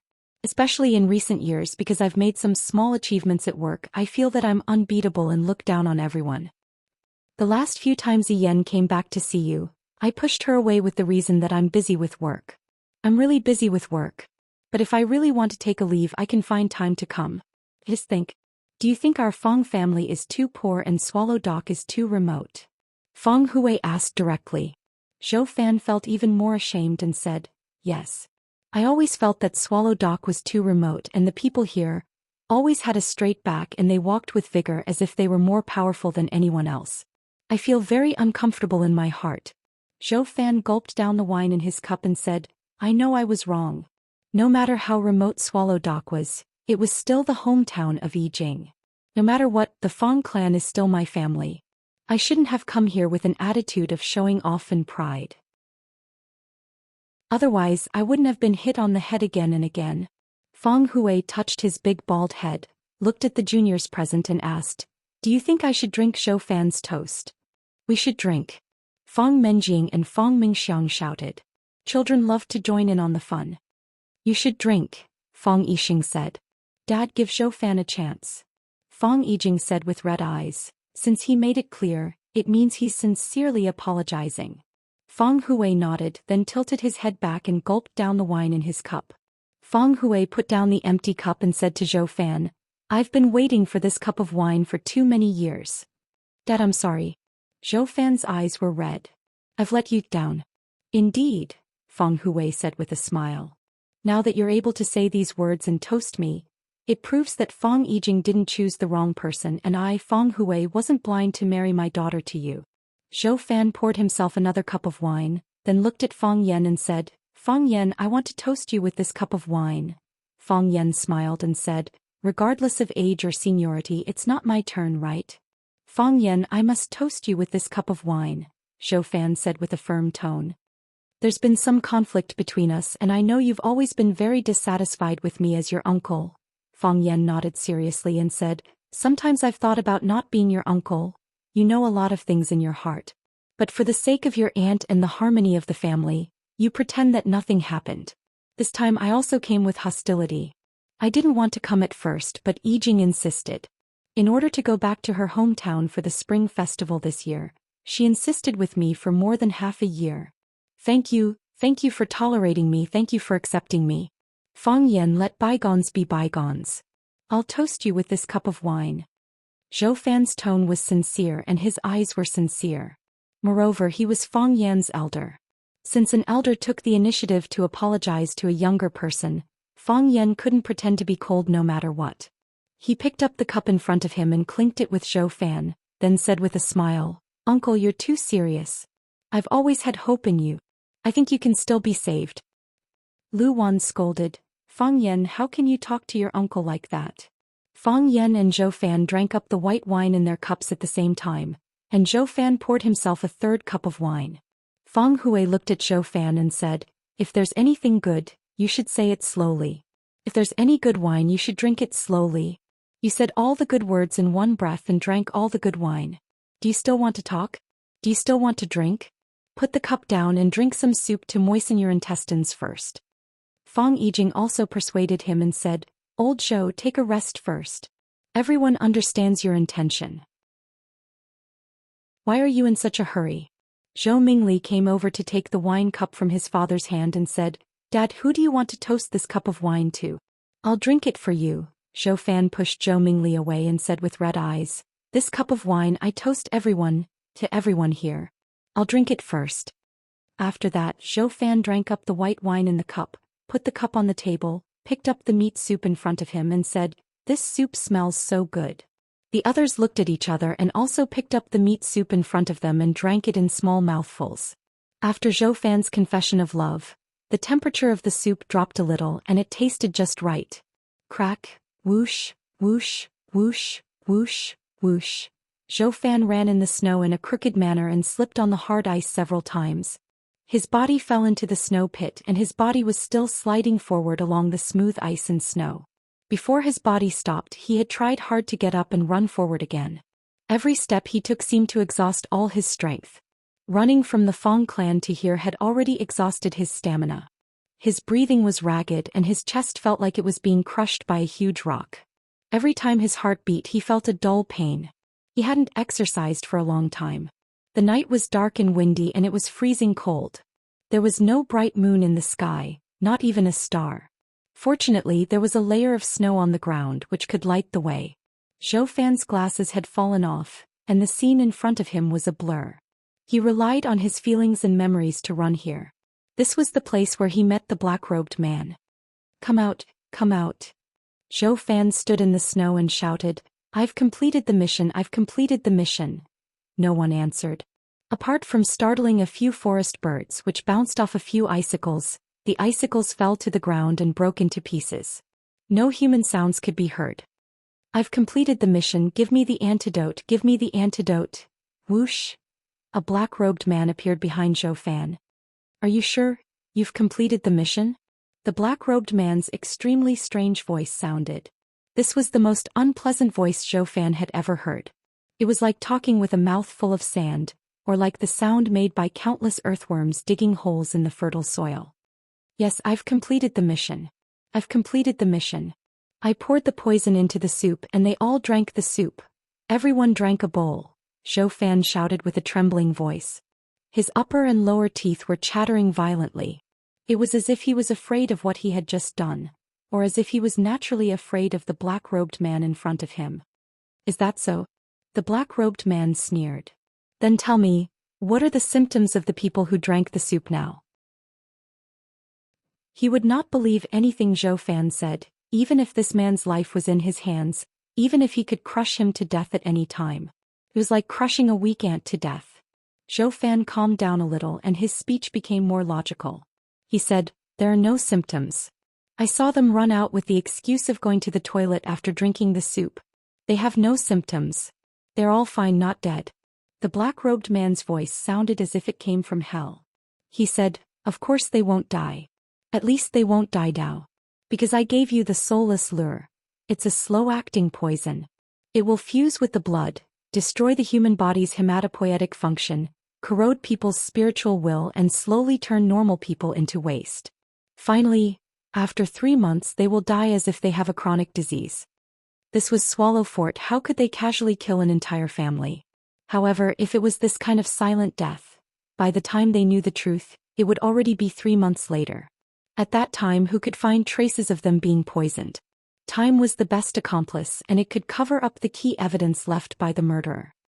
It's fine if it's an ordinary person, but for those who practice martial arts, the more profound their inner strength is, the more painful it is when they die.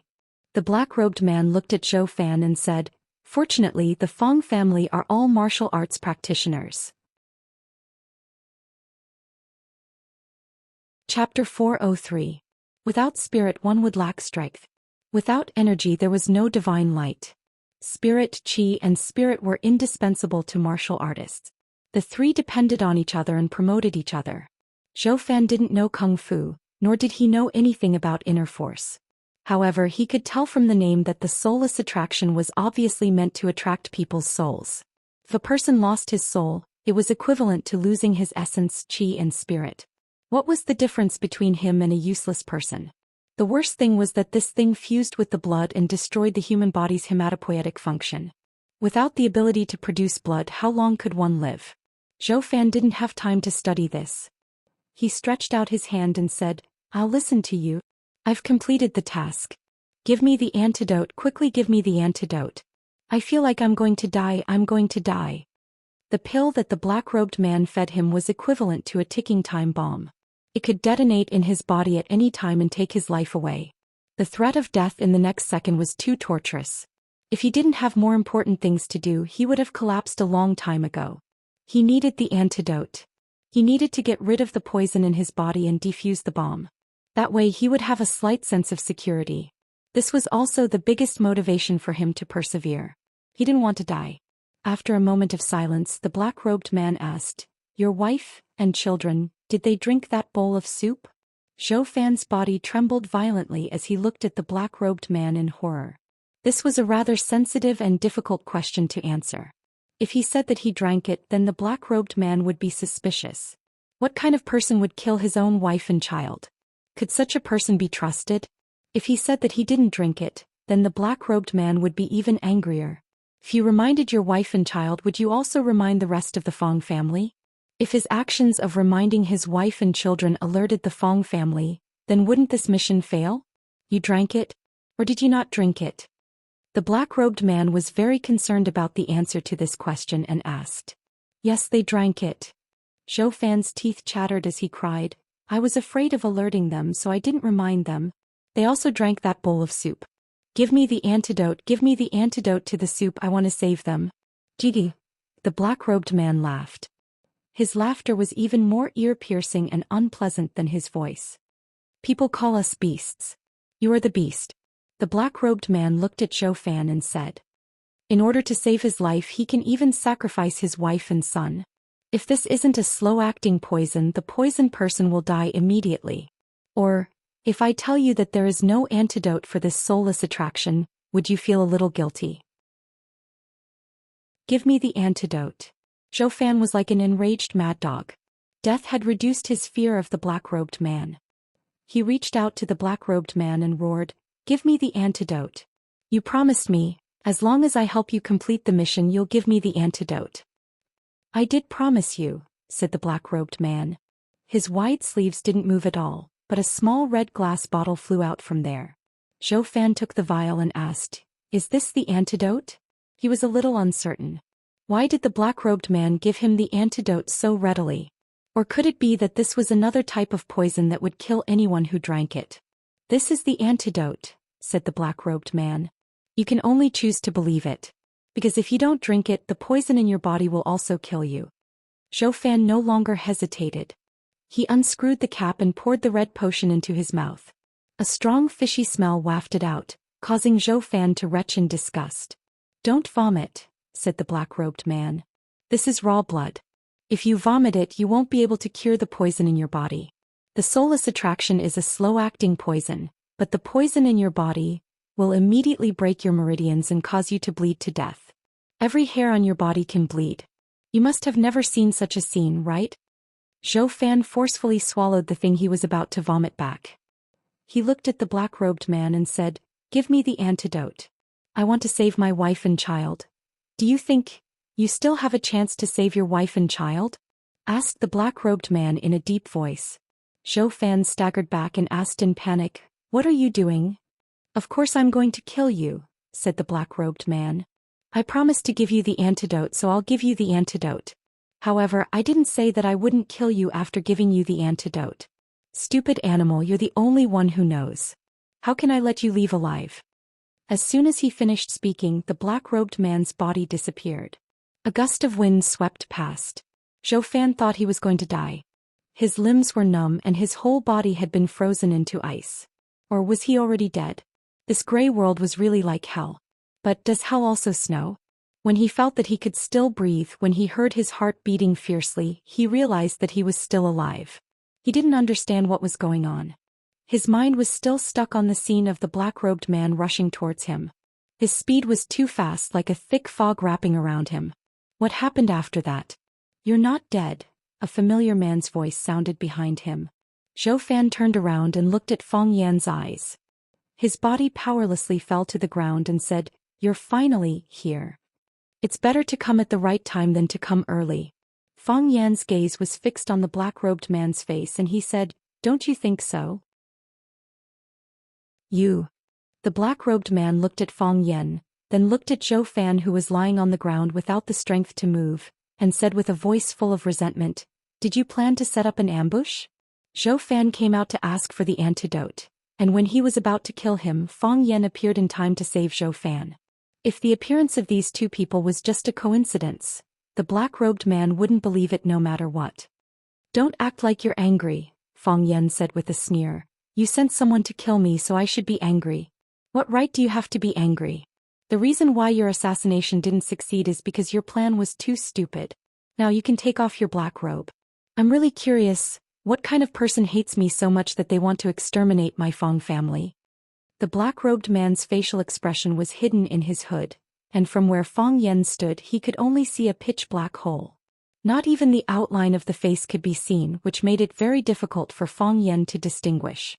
However, it was also because of this that he suspected that this person was someone he was familiar with. Otherwise, why would he dress up like a medieval wizard to hide his identity?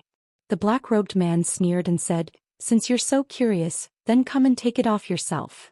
As the black-robed man spoke, he leaped up again.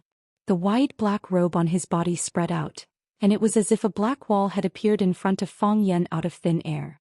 Feng Yan was not afraid of the unknown darkness, and with a tap of his toes he charged toward the black wall. Before he got close, a powerful qi was released. Feng Yan's body soared into the air like a crane, and his movements were as smooth as flowing water. He punched toward the black-robed man's chest. Pop! The powerful qi hit the black-robed man's chest, and the black-robed man quickly floated backward. Feng Yan's legs kicked off, and with the help of drunken crane rides the wind, his body accelerated in the air. His body shot out like a cannonball, fiercely charging toward the black-robed man. When Feng Yan got close to the black-robed man, he slammed his palm toward the black-robed man's head. The black-robed man's head shrank and he unexpectedly disappeared from the hood. Without the support of his head, the hood collapsed in an instant. Feng Yan's palm struck empty air, and his body moved forward in a straight line due to inertia. Pop! The black-robed man's wide sleeve swung over and he began to counterattack. The sleeve carried a powerful qi and it was like a huge steel palm leaf fan. Before the sleeve could hit a person's body, the strong wind had already swept the person away. Feng Yan did not retreat but instead advanced and his body accelerated again. The Tai Chi heart spun and the Tai Chi realm completely unfolded. In Feng Yan's mind, the swung sleeve turned into a square with 4 black lines. Of course, in Feng Yan's eyes, its speed was already astonishingly slow. Feng Yan stretched out his hand like lightning and grabbed a corner of the sleeve. His legs exerted force and his body rose into the air again. In the air he used pushing 1,000 jin with 4 liang, and using his strength as a guide he levered the huge black-robed man. His body spun in the air, following the path of the Tai Chi heart. With this rotating force as a carrier, Feng Yan's body was able to maintain its momentum in the air and no longer fall. Then he pulled the black-robed man and spun like a windmill. Every time he spun he would reduce some of the force. After they spun countless times, the black-robed man's strength had been completely reduced. Fang Yan dragged the black-robed man to the ground. He knew that the black-robed man had become a lamb waiting to be slaughtered. He wanted to tear apart his black robe, take off his black hat and finally cover him with the white cloth that represented death. He hated the black-robed man to the core. Rip! A crisp sound was heard. The sleeve in Fang Yan's hand could not withstand the pull of gravity and suddenly broke. Fang Yan reacted quickly and punched the black-robed man's head. He was never a picky person. In his opinion, he could first see the black-robed man's true face and then smash his head, or he could first smash his head and then see the black-robed man's true face. Perhaps at that time he would no longer be able to see clearly. Who cared? Bam! Fang Yan's fist landed solidly on the black robe. Unfortunately, it was only the black robe and not the black-robed man's body. The black-robed man actually used the black robe as a disguise, and played a clever trick of a cicada shedding its carapace. He slid down from the bottom of the black robe. Earlier, Fang Yan landed on the ground, and then swung his right hand and a blood-red thread shot towards Zhou Fan who was lying on the ground. Chapter 404. Hiss, the red thread snake hissed. It was as if someone was whistling his foot. He tried hard to make a sound but it was not loud or pleasant at all. The red thread flew towards Zhou Fan who was lying on the ground as fast as lightning. If it was an ordinary person such as Zhou Fan, even if the tiny red thread entered his body through his nostrils, ears or mouth, and gave birth to a nest of red thread snakes in his stomach, he would not be aware of it. However, in Fang Yan's eyes he could clearly see the red line's every move and even its two black eyes that were like dots. It was a red thread snake. Fang Yan was no stranger to this kind of red thread snake. Previously, when he fought with the Snake Lord had used such a disgusting thing that was impossible to guard against to poison him. However, the Snake Lord had been subdued by Fang Yan and had his snake eye. As long as Fang Yan crushed the snake eye, the Snake Lord would die on the spot.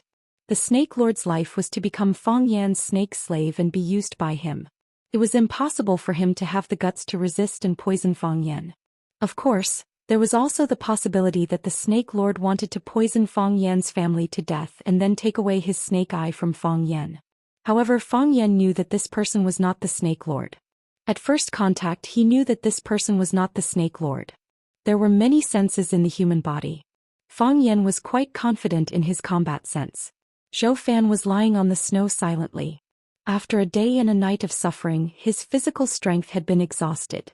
He had just experienced a life and death crisis. Because of the appearance of Fang Yan, he could not hold on any longer. He directly lay on the ground and fainted. Zhou Fan did not have the ability to save himself, and Fang Yan could not just watch his uncle get killed by the red thread snake. Although he had said not to let him down, he could not really abandon his uncle. It was a matter of life and death. His life was hanging by a thread. Fang Yan's Taiji heart spun even more crazily. The airflow formed a white whirlpool that could devour everything. Fang Yan felt a sharp pain in his dantian, as if the heat from the rotation was going to burn his skin and flesh. The Taiji domain was unleashed to the extreme, and the movement of the red snake turned into a tiny line. Even though he started later, he arrived first. Fang Yan's body flipped and jumped in the air, chasing after the red-line snake that was about to enter Zhou Fan's body at a ghostly speed. Seeing that the red thread viper was about to land on the ground and attack, Fang Yan suddenly threw out the corner of his robe that he was holding. The lower hem of the robe contained an abundant amount of Taiji energy. It was like gold or iron, a murderous weapon. Hoo, wherever the hem of the robe passed, the air was ignited by its heat, emitting a crisp crackling sound. In front of it there was a rectangular airless vacuum. His sleeves whipped the red thread snake's body, sending it flying. Hiss, hiss, hiss. The red-line snake let out a few weak cries and fell to the ground. It had already become a dead snake. Fang Yan rushed over and stepped on it. Crack. The red-line snake's body and the snow on the ground were stepped on by Fang Yan, merging into a pool of red and white mud. The red-line snake was raised on corpse blood, so the blood inside had a strong stench. Zhou Fan was still sleeping soundly, unaware of the danger outside. Fang Yan saved his uncle and helped him out of danger. When he turned to look at the black-robed man, he had already disappeared. However, when Fang Yan tore off his black robe, he still managed to catch a glimpse of him in a hurry. What kind of face was that? A very ordinary person with a very ordinary face. His skin was as pale as paper, as if he had never seen the light of day. The most memorable thing was that he only had one eye. On the side of his cheek where he had lost his eye, there was a shocking hole in his flesh. The blood had already drained, the wound had already healed, but the uneven skin and the protruding sarcoma of the meridians were still nauseating. This was a caveman. And also a dead man. When Zhou Fan opened his eyes, his wife Fang Yijing was sitting next to him, looking at him with a worried expression. Zhou Fan's mouth moved but no words came out. "You're awake." Fang Yijing grabbed her husband's hand and asked, "Are you thirsty? Are you hungry? Do you feel uncomfortable anywhere?" Zhou Fan blinked and asked, "I'm not dead." He remembered that he was already dead. The ice and snow covered him and there was a crystal-clear snow bag where he laid. That was his coffin. "I'm not dead," Fang Yijing said with reddened eyes. "Fang Yan saved you," Yizichen said. "You didn't lie to me," Zhou Fan said. "What?" "Everyone in your family knows Kung Fu," Zhou Fan said. "I know Fang Yan knows Kung Fu. I saw him perform Kung Fu. It was amazing, like he was filming a movie. I didn't lie to you." "You didn't lie to me either." Fang Yijing grabbed her husband's hand and smiled. "You said you would get along well with my family and you really did it." Zhou Fan's expression was full of guilt. "I've let you down. If it wasn't for me, you didn't let anyone down." Fang Yijing put Zhou Fan's hand on her face and said with reddened eyes, "Zhou Fan, thank you. Thank you for choosing us, thank you for telling the truth to Fang Yan, thank you for not being so selfish." Fang Yan said that if it wasn't for you, our family could have been poisoned. "My dad also praised you, saying that you're indeed Fang Hui's son-in-law. My dad rarely praises people, especially these past few years. The only person he praised was Fang Yan." "Really?" Zhou Fan asked with tears streaming down his face. "Did they really say that?" Zhou Mingli felt so wronged but also so touched. What did he go through in the past 2 days? He was just a normal little official. He just wanted to come to his wife's hometown to spend Chinese New Year with his father-in-law. How did he encounter something like this? First, he had a conflict with Fang Yan. He was ridiculed and bullied to the point of death. He just wanted to go out for a walk, but he met a black-cloaked man who fed him a poison, then gave him a bottle of potion and told him to poison his father-in-law's family. Did he die? Or did his father-in-law's family die? This wasn't a problem, this was a King world-class problem. He hesitated for a long time. He didn't even report what happened to him to the Fang family immediately. For a period of time he was really considering how to poison the soup pot. Of course he failed. His strange behavior was already noticed by Fang Yan. He knew that he was a selfish person and also knew that he was the sinner of the Fang family. He felt that neither his wife nor the Fang family would forgive him. Fortunately, it was all over now. He was still alive and so was his father-in-law's family. Moreover, he who had never been recognized by them actually received their praise. Was this the sweet after the bitter? It's true. They're discussing something outside. You'll know when you go out. Fang Yijing also nodded with tears on her face. "I'm not going out," Zhou Fan said. He reached out and hugged his wife, saying, "I just want to be alone with you for a while." The Fang family's living room. The children were all taken to their rooms to sleep by their mother. Only Fang Hui, Fang Yixing, Fang Hao, Zhao Qingxin, and the junior Fang Yan were left in the living room. Lu Wan also went out after making tea for everyone. She knew that the men of the Fang family had something very important to discuss today. She didn't know until now that what she thought was a peaceful New Year's Eve dinner was actually hiding such a dangerous thing. Looking at her son, Fang Yan, who was sitting calmly next to his grandfather, Lu Wan's heart was filled with comfort. Her son had grown up and could share the family's worries. No, not only could he share the family's worries, he could already support the Fang family's image. It's just that this child is working too hard. If only there was someone who could share the burden with him. Lu Wan thought to herself that it was time to arrange a marriage for Fang Yan. Fang Yan still didn't know about his mother's evil thoughts. He said, "This is a ruthless move, but also unexpected. They're trying to get rid of our entire family without making a sound." Fortunately, they chose the wrong chess piece. They chose Zhou Fan to carry out this plan. However, no matter how much Zhou Fan hated the Fang family and how much he hated Fang Yan, He didn't have the intention to eliminate the entire Fong family. They asked Uncle to poison the soup pot to kill us, his wife and his child. As long as you're a man, you'll have a little bit of resistance, right? Uncle said that the mission was completed, so they killed Uncle's wife and child. After understanding Uncle's choice, they were extremely angry, feeling that Uncle had lied to them. Our opponent is not only a psychopath but also a psychopath, right? Just like what Fong Yan said, when faced with the decision to poison his wife, child and all of his wife's family, anyone would feel uneasy. Zhou Fan was a selfish and timid person. However, this didn't mean that he had completely lost his humanity. He was hostile to the Fong family and hated Fong Yan, but it was only because of the bad feeling in his heart and a few words that he said. If he wanted the Fong family to fight and kill, he wouldn't be able to do such a thing. After he got the antidote, he came back like a stray dog. His strange behavior was hidden from his wife, Fong Yijing, and many people in the Fong family, but it couldn't be hidden from Fong Yan. Under Fong Yan's pressure, he finally confessed to Fong Yan everything that had happened to him. Fong Yan was shocked after hearing it, but he signaled Zhou Fan to keep quiet and beat him at his own game. The medicine that Zhou Fan threw into the soup pot was not the soulless lure, but a tonic called Ling Ji that Fong Yan gave him. Putting it into the soup pot wouldn't be harmful to the human body, and it could even be beneficial. Chapter 405. War was a competition of strength and wisdom. But the most important thing was luck. If Fong Yan didn't notice Zhou Fan's abnormality, if Zhou Fan refused to admit that he encountered the black-robed man and only said that he felt uncomfortable or that he felt uncomfortable when he saw Fong Yan, would the story have a different ending? The real soul-losing attraction was fed into a rabbit's mouth by Fong Yan. The rabbit didn't die immediately after eating the soul-losing attraction, and it didn't look any different from before it ate the medicine. Fong Yan understood that the other party had put in a slow-acting poison. Seeing that the rabbit didn't eat, Zhou Fan asked Fong Yan if it was a prank. Fong Yan didn't believe it was a prank.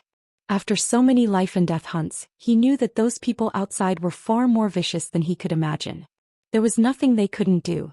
For a sensitive place like Swallow Fort, they could only use a slow-acting poison if they wanted to make such a big move. If the Fong family died tragically on New Year's Eve, the impact of this event would be too great. It wasn't something that ordinary people could suppress. No one dared to suppress it. Fong Yan wasn't sure if the Fong family had other puppets, and he didn't know if someone was watching Zhou Fan and the Fong family. If someone was watching and Zhou Fan didn't carry out the task, they might make another move. Therefore, he asked Zhou Fan to put the poison in the soup pot according to the plan. At the dinner table, Zhou Fan suddenly apologized to everyone and toasted them 3 times. This was Zhou Fan's impromptu performance. At that time, Zhou Fan was still suffering from the poison. He wasn't sure if he could survive the night, and he wasn't sure if he could get the antidote from the black-robed man, although Fong Yan promised him that he would help him get the antidote. However, the black-robed man was so powerful and Fong Yan, he was just a young and clever kid. In the hearts of ordinary people, bad guys were always more ferocious and terrifying than good guys. Zhou Fan apologized to everyone for his behavior for so many years. Fong Yan was worried that he would mess up the show. Fortunately, he had been controlling his emotions and forcefully took back the topic. Therefore, when Fong Yan clinked glasses with him at the dinner table, he said that he thought he could still be saved. Everything that happened after that was logical. Zhou Fan's acting skills were off the charts. After everyone finished their soup, he used the excuse of going to the bathroom and ran into the wilderness. Originally, Fong Yan thought that the black-robed man would not give the antidote to Zhou Fan so easily. The most likely scenario was that he would kill Zhou Fan. He was going to die anyway, so why waste an antidote? It turned out that bad people also had a side of them that kept their promises. If I say I'll give you the antidote, I'll give you the antidote. If I say I'll kill you, I'll definitely kill you. Zhou Fan got the antidote, and Fong Yan blocked the black-robed man's attack and saved Zhou Fan. After listening to Fong Yan's story, the whole family fell into a long silence. This is luck and also a blessing. Fong Hui sighed and said, "It proves that our Fong family should not fall, nor should we fail." "Who is that black-robed man?" Zhao Qingxin looked at Fong Yan and said, "Do you want me to use my connections in Yanjin to investigate?" "That's fine," Fong Yan said. "Whether it works or not, we have to show the outside world that we were bullied. It's better to do it sooner than later. I'll arrange it now, Xiao Qixin said. I'll take some people to the mountain to check. Second uncle, there's no need to check the mountain, Fang Yan said with a smile. He's gone. Fang Hui nodded and said, from what Fang Yan said, he's definitely gone. However, after daybreak, send a few good stalkers to take a look. Maybe they can find some clues. Got it, Xiao Qingxin agreed and went to the yard to make a call. Obviously, he was going to use the Zhao family's power in Yanjing. We have to find out who he is. Fang Hao's face was full of murderous intent. We didn't poison him this time, but what about next time? What about the next time? It's really hard to eat and sleep with an enemy like him. Fang Hui nodded and said, what Fang Hao said makes sense. Our Fang family doesn't bully others, but we can't let others bully us for no reason. If we get slapped, we'll take it. If we get slapped a second time, we should at least ask why, right? The old man looked at Fang Yan and said, Fang Yan, what do you think? Grandpa, let me handle this matter, Fang Yan said coldly. If we let him escape this time, he won't be so lucky next time. That's settled, Fang Hui said. Let Fang Yan handle this matter. It's getting late. Go and rest. Fang Yixing looked at Fang Yan and said, be careful. I will, Fang Yan said. Dad, you go and rest. We still have to get up early tomorrow morning to pay New Year's greetings. You have to come with us this year, Fang Hui said. We'll have to go to every household after coming back. Those who helped us before go and kowtow to their elders. Those who bullied us before practice with their juniors. Don't hide at home like a coward. Fang Yan smiled bitterly and said, isn't this bullying? What do you mean by bullying? This is showing off our strength, Fang Hui said coldly. The country also conducts military exercises from time to time. What's wrong with showing off our strength? New Year's Eve was also the golden time to say goodbye to the old and welcome the new. Before midnight, Fang Yan's phone began to ring. Most of them were from Rosefinch secondary students and colleagues in the office. Zhu Jian and Li Mingqiang, who thought they were close to Fang Yan, called him personally. Zhu Jian's call was relatively simple. He only asked when Fang Yan would return to Huaqing and asked Fang Yan to go to his house for a meal and a drink. Fang Yan told them in advance that he would return to Yanjing for the Spring Festival. They didn't contact Fang Yan during the holiday. Fang Yan said he would return after the Spring Festival, so Zhu Jian said to go to his house for a drink on the 14th of the first lunar month. He was worried that Fang Yan would have an appointment on the 15th, and the 16th was the day school reopened. Of course, the third-year students would start school on the 9th of the first lunar month, and their studies would be more arduous. Li Mingqiang's call was much more intimate and polite. He also asked where Fang Yan's home was in Yanjing. He planned to go to Yanjing after the Spring Festival, mainly to bring his family and children on a trip. He also wanted to visit Fang Yan's parents and elders at the same time. He said that it was a courtesy that he should perform. Fang Yan declined again and again. Only then did Li Mingqiang give up on the idea of going to Yanjing to visit Fang Yan for the Spring Festival. One of the school's vice principals was not feeling well. He had said before the Spring Festival that he would be retiring early this year. There were many people eyeing that position, and Li Mingqiang was the most powerful competitor. There were 3 people who could decide that position. The school board member Lu Chaoge, the current principal Zhang Xiaofeng, and the shadow principal Fang Yan. Li Mingqiang knew that if he had Fang Yan, he would have the votes of the school board member and the shadow principal. Even if Zhang Xiaofeng objected, it would be useless. Unfortunately, Fang Yan had already communicated with Zhang Xiaofeng and made other arrangements for this position. Mr. Fang, Happy New Year. The person who secretly likes you. An unknown number sent such a message. Fang Yan thought of something and immediately dialed that number.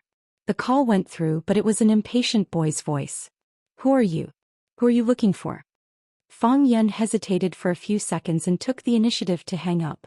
Since the other party didn't want to expose himself, there was no need for him to probe aggressively. At such an age, who didn't have a crush that sounded exciting but was actually sad and pitiful? There was a joke on the internet. It said that you might not remember who sent you a message during the Spring Festival, but you would remember clearly who didn't send you a message. As time went by, it was getting closer to midnight. Fang Yan's phone was getting more and more busy. Fang Yingying and Fang Haohen stayed by Fang Yan's side. Seeing that Fong Yan was busy answering messages and answering phone calls, the two of them felt a little sad when they looked at the phone in their hands. They waited for a long time, but there was not a single message or phone call. On such a special night, they were like orphans forgotten by the world. Ding! The phone in Fong Yingying's hand finally rang. Fong Yingying was so excited that the fat on his face kept shaking.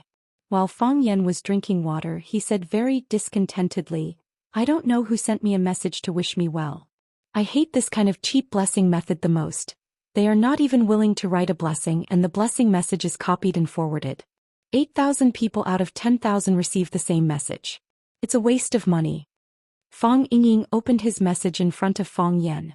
There was only one message in the empty inbox, and the name of the message was so familiar: Fong Family Hero. Fong Yingying was stunned for half a second and wanted to quickly hide the phone.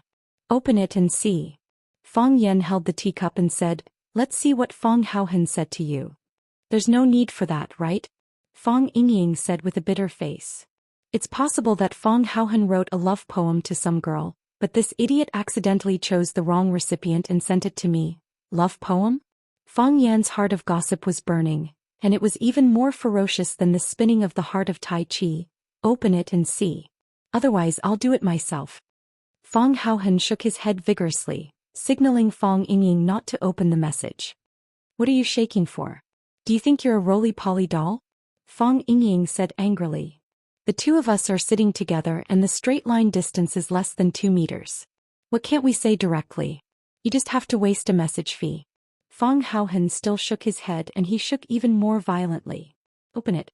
Fong Yan's curiosity was aroused, and he said to Fong Yingying. Fong Yingying had no choice but to take out his phone and open the message sent by Fong Haohan. "Fong Yingying, Happy New Year. You also quickly send me a blessing message. Don't let Junior Marshall Uncle see it. Remember.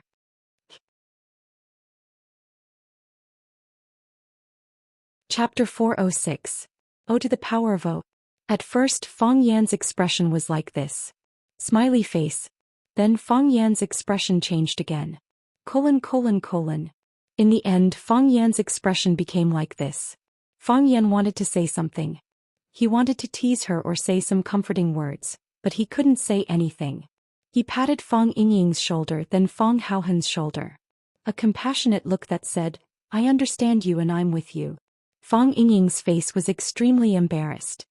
He said to Fong Haohan with dissatisfaction, "I hope my life will turn into that lotus and I will abandon all fame and fortune. Let the world praise God's freedom, and we only need to monopolize the world." Haven't you heard of this song? Didn't you understand its essence? The people of the inner Jianghu are all peerless powerhouses who live in seclusion. We don't seek fame, nor are we greedy for benefits. What kind of spectacle do we not have? Seen it before?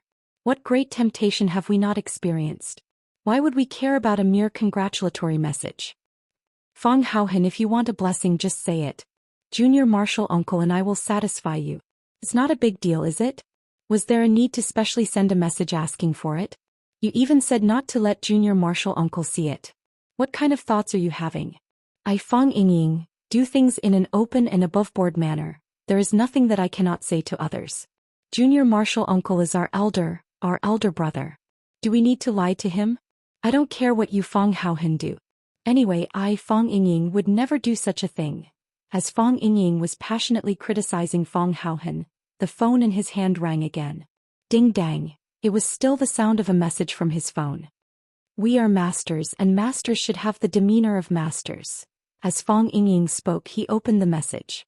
After glancing at it, his eyes widened and the fat on his face trembled. He jumped up from the sofa excitedly and shouted, "Miss, he sent me a message. Miss, he sent me a message." Ding dang. Fong Haohan's phone also rang with the sound of a text message. Fong Haohan opened his phone and jumped up as well. His body was thin, tall and long, and when he jumped he looked like a dancing skeleton. Miss, he also sent me a message. Miss, he has also sent me a message. Fong Yan looked at his phone. It was lying there quietly. It was as if it was dead, not moving at all. He didn't receive a message from Yiro. Yiro seemed to have forgotten him. Fong Yan looked at Fong Yingying and Fong Haohan unhappily and said, "What did Yiro, that savage woman, send you? Happy New Year." Fong Yingxiong said excitedly. His eyes were glued to the phone screen as if he was afraid that the words would disappear. Happy New Year. Only 4 simple words, which was indeed in line with Yi Ro's style.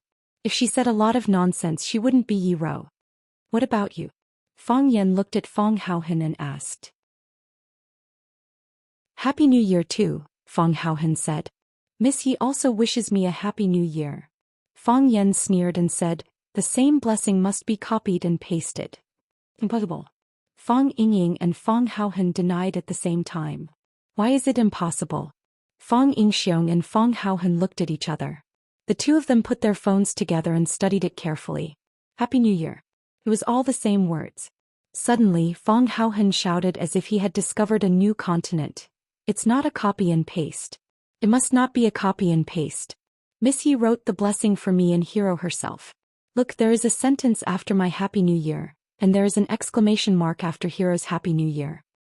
Fang Yingying looked at Fang Yan and said, by the way, Junior Marshal Uncle, Miss Yi must have sent you a message a long time ago, right? What did she say to you? Fang Yan didn't bother to look at their complacent faces. He went to the yard and called some people. He received a lot of congratulatory messages, but some people had to be called by him personally. For example, his maternal grandparents, the principal of Rosefinch, Zhang Xiaofeng, and the principal of Ivy League High, Zhong Dei, and other elders needed Fang Yan to take the initiative to call them. Fang Yan called his grandpa and grandma first. His grandma greeted the whole family patiently and then gave the phone to his grandpa. His grandpa just asked him if he would come to Huaqing next year and when he would come to Huaqing. After getting Fang Yan's reply, he hung up the phone. Principal Zhang Xiaofeng was watching the Spring Festival Gala with his wife. He simply said a few words to Fang Yan, confirmed Fang Yan's return date after the New Year and hung up.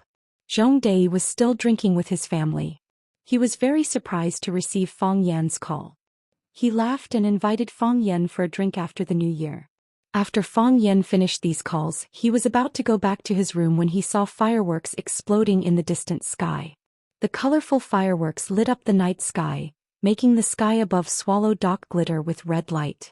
Looked more gorgeous and dazzling than usual. Then more fireworks soared into the sky. The flowers bloomed and the sky was lively like a fireworks show. Swallow Dock didn't have the custom of setting off fireworks. These fireworks were set off in Yanjing City or other villages around Yanjing City. Fang Yan stood in the yard and watched the fireworks for a while. Suddenly he thought of a woman who was as gorgeous as fireworks but lonely. He dialed the number and it took a while for the phone to be picked up. Fang Yan. The woman's crisp and cold voice came from the phone. It's me, Fang Yan said with a smile. What are you doing? Why did you take so long to pick up? I just took a shower, the woman said. When I came out I saw my phone was ringing so I picked up late, taking a shower. Fang Yan imagined the image of Lu Chaoga taking off her clothes and taking a red wine bath. His handsome face suddenly turned red. These women, Fang Yan thought angrily. Every word they say carries some kind of obscure hint. If you're not careful you'll fall into their trap. Have you had dinner? Fang Yan asked. Yes, I have. Lu Xiaoga's voice became gentler. After coming back from the company I fried myself a steak and drank a bottle of red wine. I'm about to take a shower and read a book before going to bed. I don't have the habit of watching the Spring Festival Gala. I don't have the habit of watching the Spring Festival Gala either. Fang Yan said with a smile. Actually, there's nothing interesting about the Spring Festival Gala. Today is New Year's Eve. Why did you go to the company? The first sample is out. Lu Chaoga's voice became excited. We've tried it on some equipment and the performance is very good. Now Chaoyan Research Institute is further optimizing and improving it. When the product is fully mature, after a 3-month run-in period, we can produce the product and send it to the market through various channels. An energy reform is about to be pulled by us. The curtain has begun. When we occupy the market they will either cater to us or be eliminated by us. Hearing this good news, Fang Yan was also very happy and said, You're moving very fast. I thought it would take at least 6 months to a year to see the product go online. I didn't expect you to shorten the time so much. But you still have to pay attention to the balance of work and rest. After working so hard for so long, take advantage of the Spring Festival to rest for a few days. I don't want to rest, Lu Chaoga said. Why? Because, if you rest you don't know what to do. Fang Yan was silent. The other end of the phone stopped talking. Yes, if you rest you don't know what to do. It was the spring festival now, and today was New Year's Eve.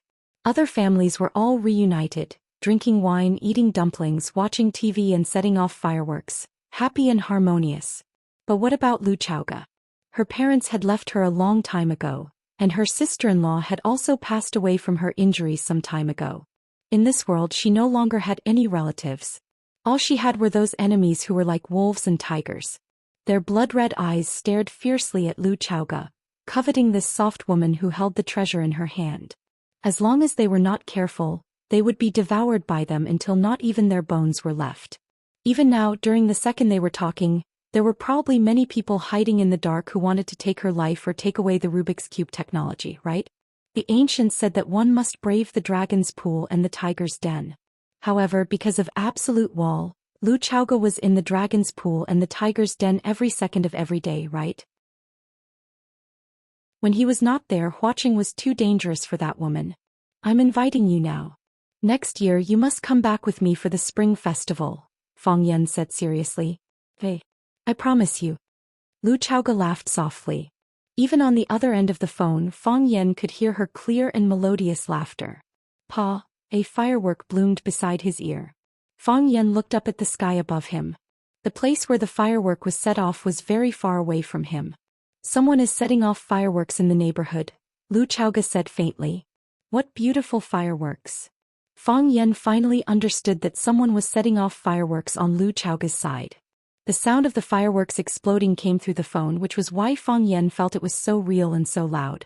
Pa, pa, pa. Fireworks rose into the sky one after another, exploding one after another. Fang Yan did not speak and neither did Lu Chaoga. Under the same starry sky, the two of them enjoyed different fireworks. Two people snuggling up to each other and enjoying fireworks together was romantic. But one person enjoying fireworks alone was a waste. Like the moon, like the stars, you're seductive, blooming, crying so loudly. Who is it setting your clothes on fire, tasting the wind and rain? You are so beautiful and sad. After prosperity is desolation, after desolation is forgetting not to bury my body with it. The wine of tears, drinking full of vicissitudes, distant so far, missing so long. Fireworks were lonely, she was even more lonely than fireworks.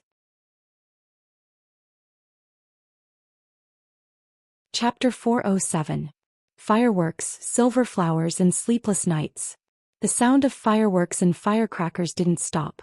Because it was close to midnight, they were getting more and more frequent in the starry sky where Fang Yan was and thousands of miles away. Lu Chaoga didn't speak again and neither did Fang Yan. Lu Chaoga was focused on watching the fireworks and Fang Yan was watching the fireworks with her on the other end of the phone. At this time, words had become a superfluous and inappropriate way of communication. She was really lonely during the festival alone, so he accompanied her on the phone. For him, he could only do this much. For her, this was enough. Time passed by and the fireworks were set off one after another. They wanted to continue like this. Until the sky fell and the earth cracked, until the seas dried up and the rocks rotted, until the mountains became flat, until the sky and the earth merged, until the smartphone ran out of battery.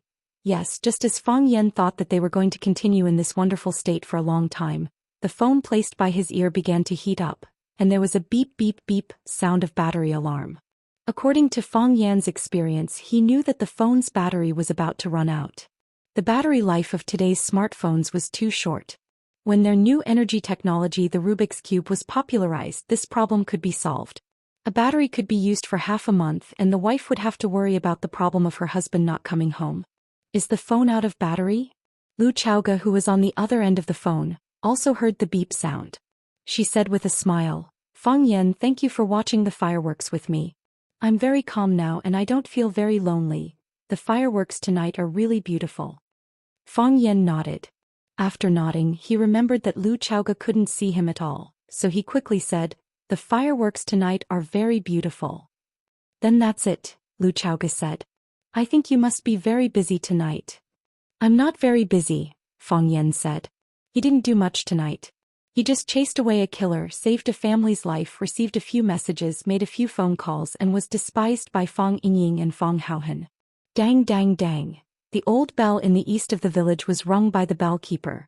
which meant that the old year had passed and the new year had arrived. It meant that Swallow Fort had protected Huaxia for another year. It meant that Huaxia had been blessed with good weather and a bumper harvest. The country was prosperous and the people were at peace. Saying goodbye to the old year and welcoming the new year was indeed something worth ringing the bell to boast about. Happy New Year, Lu Chaoga said. Happy New Year, Fang Yan said.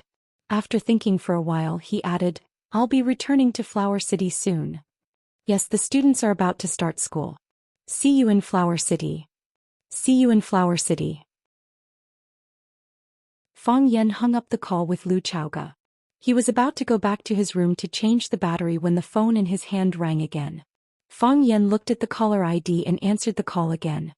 He smiled and said, Jiang Qin, Happy New Year. Mr. Fang, Happy New Year. Jiang Qin's sweet voice came through the phone. Mr. Fang, who are you talking to? I've been calling for half an hour. Your phone has been busy. I didn't know you were a talkative person before. Fang Yan smiled and said, I've been calling my friends to wish me a Happy New Year. I wanted to be the first to wish you a Happy New Year, Jiang Qin said, feeling wronged. Am I the first person to wish you a Happy New Year? No, Fang Yan said honestly. The first person to wish him a Happy New Year was Lu Chaoga. Their phone call went from last year to the new year. Ah! Jiang Qin shouted with dissatisfaction. Who was earlier than me? Who took my first place? Fang Yan smiled and said, What's the big deal about being first and second? It's fine as long as you get it. Are your parents there? Give them the phone. I'll wish them a Happy New Year. After Fang Yan changed the battery on his phone, Yuan Lin happened to call. Fang Yan also wished her parents a Happy New Year. Fang Yan was going to take some time to give Xia Tian a call, but he didn't expect Xia Tian to call him. Mr. Fang, are you busy today? Xia Tian's voice was very lazy, as if she had just woken up and was lying in bed. No matter how busy a teacher is, he's not as busy as a celebrity, Fang Yan said with a smile. Why do I feel like you're sleeping? Yes. After dinner I felt sleepy, so I lay in bed and slept. I was just woken up by the sound of firecrackers outside and thought that the new year had arrived. I turned on my phone and gave you a call for a Happy New Year. It's only midnight and you've been asleep. Fang Yan's face was full of surprise. Tonight, how do you have time to sleep? According to Fang Yan's understanding of the life of a celebrity, wasn't the new year the busiest time for them? Gala, running, cocktail parties, all kinds of etiquette. Even if they didn't attend the Spring Festival Gala of Huaxia TV station, they would attend the New Year's Eve Gala of the local TV station. Even if they didn't attend TV programs, they had to attend some New Year's parties. With Xia Tian's popularity, how could she have time to lie at home and sleep in? I don't want to attend any gala this year. I rejected all the activities. Xia Tian giggled, sounding very happy. I just want to have a meal with my family and then lie in bed and have a good sleep. I've been busy outside for a whole year and it's really tiring. After dinner I turned off my phone. No one can find me and I can't see or hear any messages or phone calls. This trick really works and now I'm in a much better mood. It seems that all the hard work of the year has been compensated in this sleep. Rich people are so willful, Fang Yan said with a smile. If I knew earlier I would also turn off my phone and sleep like you. You can't turn off your phone. If you turn off your phone I won't be able to call you. Xia Tian said. I haven't had time to ask, what is your relationship with that little girl? Little girl? What little girl? The little girl I saw. Xia Tian said with a smile. It's rare to see a little girl like that. There's only one in our Yanjing city for hundreds of years. The little princess of the Qin family. Mr. Fang, I found out that your way is very wild. It's not easy for us to meet, but we're standing at the entrance of the club to wait for you. She's my student. Fang Yan said. That's all? That's all. Fang Yan said. Lanshan Valley also called to pay their New Year's greetings, and the willow tree sent a greeting message. Fang Yan was much busier this spring festival than in previous years. Unknowingly there were so many people around him. Fang Yingying and Fang Haohan prepared firecrackers in advance and set them off on bamboo poles, which was called, Welcome the New Year. After welcoming the new year, Fang Yan personally went to the kitchen to cut 2 plates of braised meat and walked to the backyard with them. He knew that the old drunkard must not be asleep at this time. The old drunkard was indeed not asleep. He was making wine in the yard. The old drunkard liked to drink and also liked to make wine. Every year on the first day of the new year he would brew a jar of wine, which was called new wine. The new year would have a new beginning. Perhaps this also represented some of the persistence and hope in his heart. Fang Yan and the old drunkard sat opposite each other and drank. Each of them had a big bowl and they drank a bowl of wine in one gulp. Fang Yan ate and drank at the same time, while the old drunkard only drank and didn't eat. It was as if drinking could fill him up, and things like meat and vegetables were unnecessary to him. "Who is it?" the old drunkard asked. The old drunkard drank all day, but it didn't mean that he knew nothing about the family. On the contrary, because of his presence, because of him, the Fang family had always been peaceful.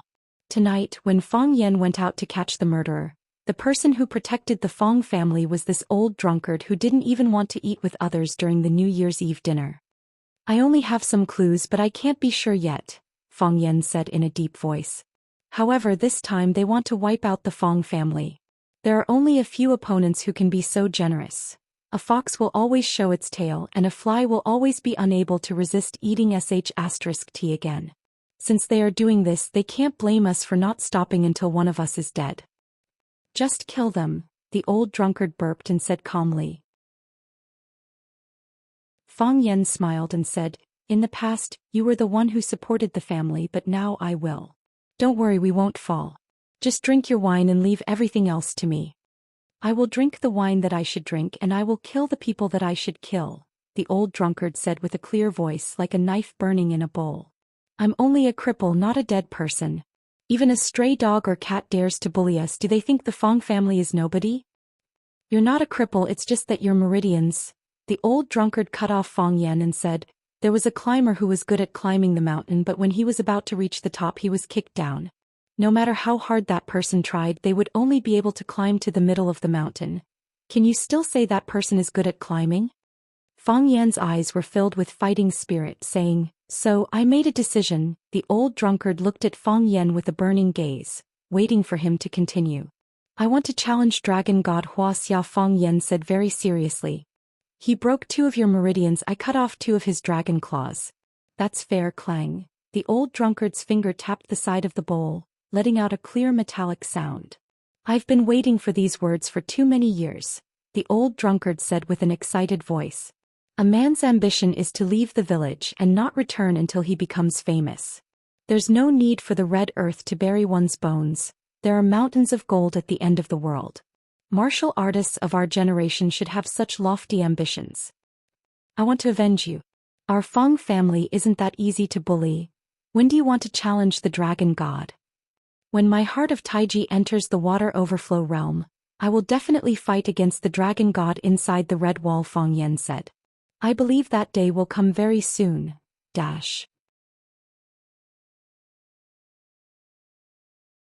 Chapter 408. It was the first day of the new year. According to the customs of the north, every year on the first day of the new year, one had to go to the houses of the villagers to celebrate the new year. They first went to the most senior in the village, then to the oldest, then to their relatives, friends, neighbors and companions. In the past, it was always Fang Yixing who represented the Fang family to visit each house. Some people would comfort him, some would tease him, and some would even drag him to spar with him. Everyone knew that Fang Yixing didn't like martial arts and abandoned martial arts to pursue literature. Wasn't it insulting to ask Fang Yixing to spar with him? Fang Yixing could only refuse again and then let others laugh at him for a while. The Fang family's reputation gradually declined. This year Fang Hui asked Fang Yan to accompany Fang Yixing to celebrate the new year. Since the old man had spoken, Fang Yan couldn't disobey.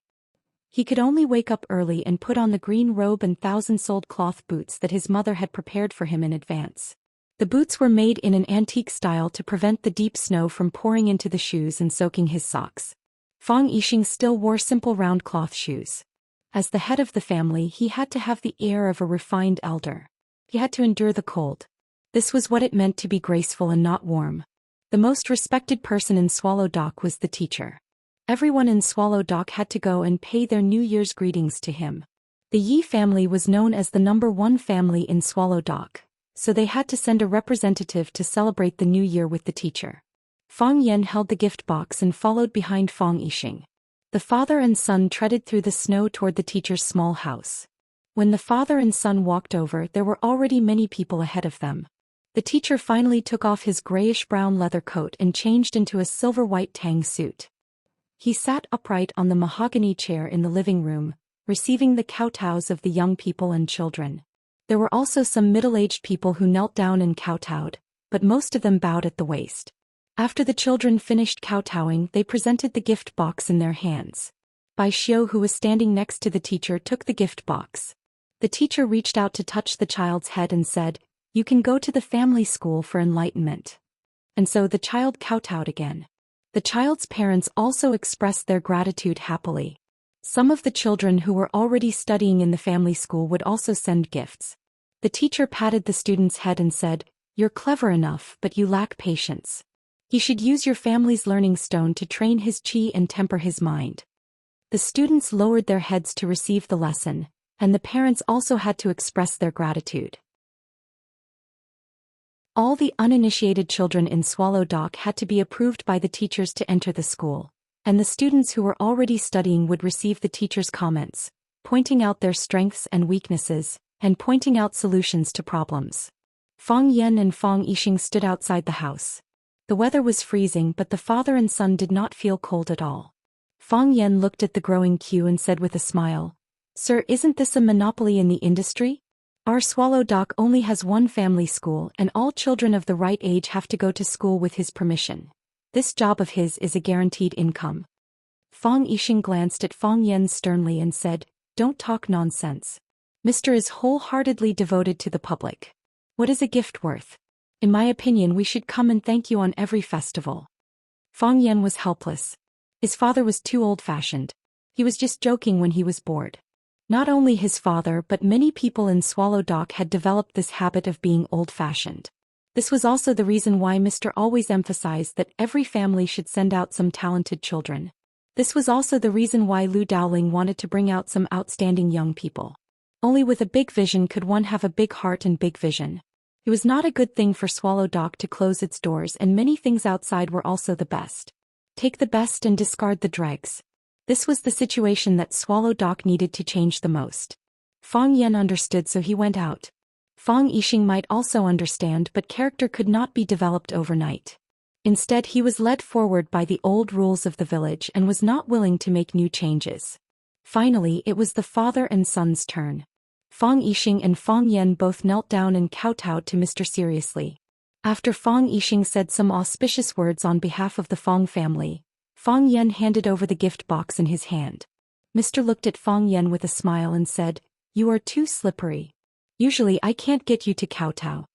Fang Yan felt wronged and said, "Mister, you have wronged me. When do I not come to kowtow to you during Chinese New Year? I kowtowed just now. If you think it is too little, I can kowtow a few more for you." Mr. was very happy to see Fang Yan and said, "You don't have to kowtow. You have 3 hearts and more than 10 guts. I have nothing to say to you and I have nothing to teach you. Just remember our agreement." Fang Yan nodded seriously and said, "Mister, I remember." Mr. looked at Fang Yixing and said, "Yixing has a good son." Fang Yixing's face was flushed and he thanked him repeatedly. From the beginning to the end, Mr. never mentioned the sword that he lost. If Mr. didn't mention it, Fang Yan wouldn't take the initiative to mention it. Both of them pretended that it had never happened. Bai Xiu looked at Fang Yan and everyone else with a gentle smile. After Fang Yan got up from the ground, he said to Bai Xiu, "If you are tired of standing, let me stand for you for a while." Bai Xiu refused indifferently and said, "If there is anything, I will do it. As your disciple, I naturally have to do my best." Fang Yan was helpless. Bai Xiu's words were equivalent to poking Fang Yan's sore spot. Bai Xiu was Mr.'s disciple, but Fang Yan wasn't. Bai Xiu could be a teacher in the family school, but Fang Yan didn't have the chance to be a teacher there. Mr. taught Bai Xiu everything he had learned in his life, and Bai Xiu was Mr.'s successor. His words were above board and others really couldn't compete with him for this position. After leaving Mr.'s place, Fang Yixing took Fang Yan and rushed to the Yi family. The Yi family's ancestor was currently the oldest person in Swallow Dock, and the Yi family was also relatively close to the Fang family. With Fang Hui's secret instructions, Fang Yixing naturally wouldn't go against his father's wishes. When the Fong family's father and son arrived, Yi Fengxing, who looked like a giant Fua doll, was about to leave. He saw Fong Yan and said happily, "Why are you up so early?" "I was going to kowtow to your grandpa Fong after I'm done kowtowing to Mr. I was also forcefully pulled up," Fong Yan said with a smile. "I've already been to Mr., so I'm here to kowtow to the ancestor now." Actually, he said he was here to kowtow to the Yi family's ancestor, but the Yi family's ancestor wasn't very willing to see guests all these years. Therefore he was just going through the motions at the Yi family. "We just missed it," Yi Fengxing said regretfully. "Where's third uncle?" Third uncle rushed back to Yanjing after New Year's Eve dinner last night. "Today he's going overseas with the minister," Yi Fengxing said. Yi Daowen walked out the door and saw the Fong family's father and son. He said, "Yixing, Happy New Year. Fong Yan, Happy New Year. Big brother Yi, Happy New Year." Fong Yixing and Yi Daowen cupped their fists and bowed. "Uncle, I'm here to wish you a Happy New Year," Fong Yan said with a smile. "I wish you happiness as vast as the East Sea and longevity as long as the South Mountain." Yi Daowen waved his hand and said, "These words are for the ancestor to hear. The ancestor just said that you and your son should go directly to the warm pavilion. I won't entertain you guys, I still have to go congratulate Mr. Fong Yixing was overjoyed and said, "Big brother Yi, go do what you need to do. We'll go to the warm pavilion and kowtow to the ancestor." Thus, the two groups of people parted at the entrance of the courtyard. Fong Yixing was incomparably emotional and said to Fong Yan in a low voice, "This time I've benefited from you. In the past, when I came to kowtow to the ancestor during the spring festival, I've never entered the warm pavilion. Maybe the ancestor's mood is especially good this year," Fong Yan said with a smile. Fong Yixing looked at his son with a smile and didn't say anything. He thought to himself perhaps what his father said was really feasible. It was the attitude of the Yi brothers. "I'm afraid this is not going to be easy to pass." The father and son of the Fong family entered the warm pavilion. The Yi family's ancestor Yi Wenro and the servant girl sat on the warm kong and played cards. Fong Yixing was the first to kneel down and kowtow 3 times to the ancestor. He also said a lot of blessings. The father had already knelt down, how could the son stand? Fong Yan also quickly followed behind Fong Yixing and knelt down. When the father and son of the Fong family knelt down, Yi Wenro and the servant girl moved to the side. The father and son of the Fong family were kneeling to the ancestor, and the two of them could not accept it. All right, all of you get up." The ancestor squinted his eyes and smiled. "All day long I've heard you guys talk about living longer than Mount Nanshan. Who can live longer than a mountain? Wouldn't that be a living fossil?" "Ancestor, some minds were emptied in 2 or 3 years. Fong Yan said. "You've lived much longer than those mountains." The ancestor couldn't help but laugh.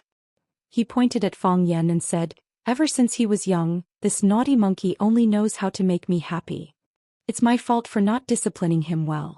Ancestor, don't lower yourself to the level of these children." Fong Yixing smiled and apologized.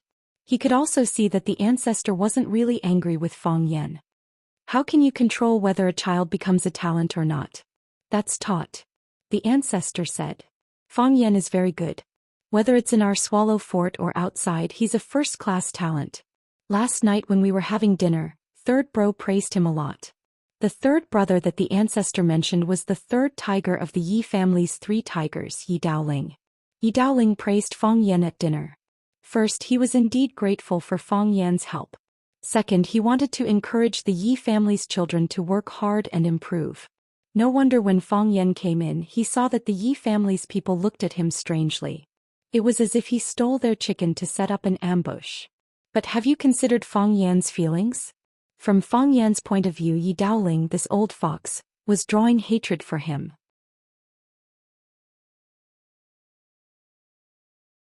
Chapter 409. Some compliments would make you feel sweet in your heart but disgusted in your mouth. For example, when someone compliments your child.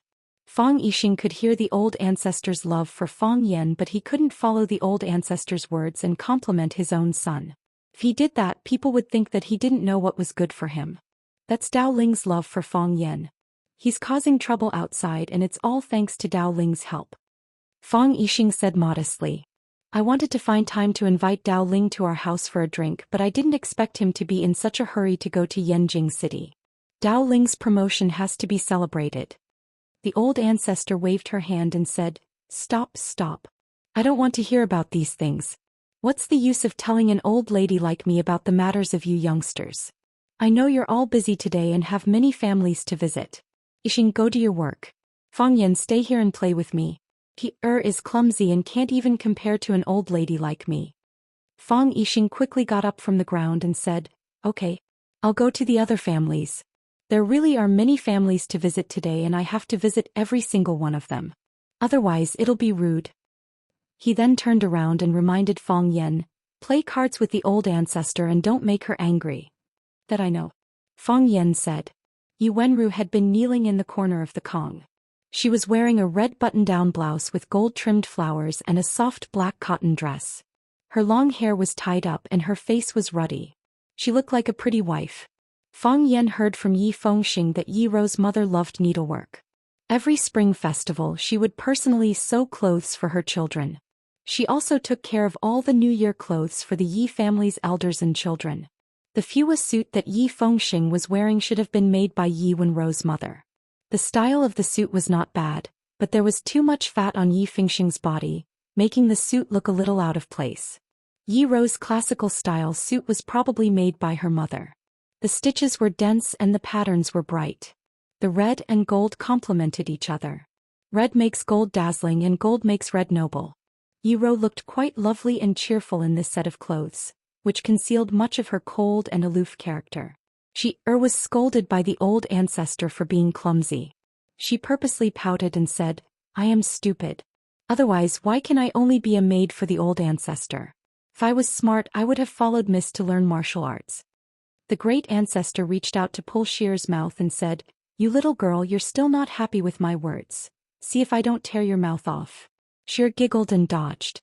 She said to Fang Yan, Why don't you take off your shoes and come up? Do you want me to take off your shoes for you?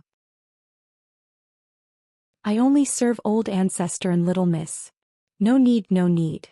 Fang Yan knew that she had a sharp tongue and was deeply loved by the old ancestor. She had a high status in the Yi family. It was impossible to ask her to take off his shoes. Besides, Fang Yan didn't have the habit of asking others to help him take off his shoes. Unless someone held a knife to his neck and forced him to take off his shoes. I'll do it myself. Fang Yan took off his cloth boots and climbed onto the warm Kong barefoot. He sat where Shear had been sitting and said, Shall we start now? How do we play? According to the game. The winner takes all and the losers each lose 100. The great ancestor said. You didn't bring money, did you? Yes, Fang Yan said with a smile. Old ancestor, are you worried that I can't pay the bill? I'm afraid that you'll run away after you lose, the great ancestor said. Other children don't dare. You dare. Fang Yan smiled shyly and said, Old ancestor, you have a misunderstanding about me. I never owe anything. There was a small square table on the Kong. The great ancestor sat on the inner side while Fang Yan and Yi Ro sat on the left and right facing the door. Fang Yan quickly shuffled the cards and then the game began. It was unknown whether Fang Yan was lucky or scheming, but he won several times in a row. The great ancestor and Yi Ro kept giving him money, and the small drawer in front of him was soon filled with 100 yuan bills. Fang Yan was full of excitement. He changed to a more comfortable position and said, It seems that I'm going to make a fortune today. But he was kicked in the shin under the table. Only then did Fang Yan realize that he had stretched his leg in front of Yi Ro. He asked, Why did you kick me? My feet smell, Yi Ro said expressionlessly. The great ancestor smiled and said, It's a little smelly. I can smell it.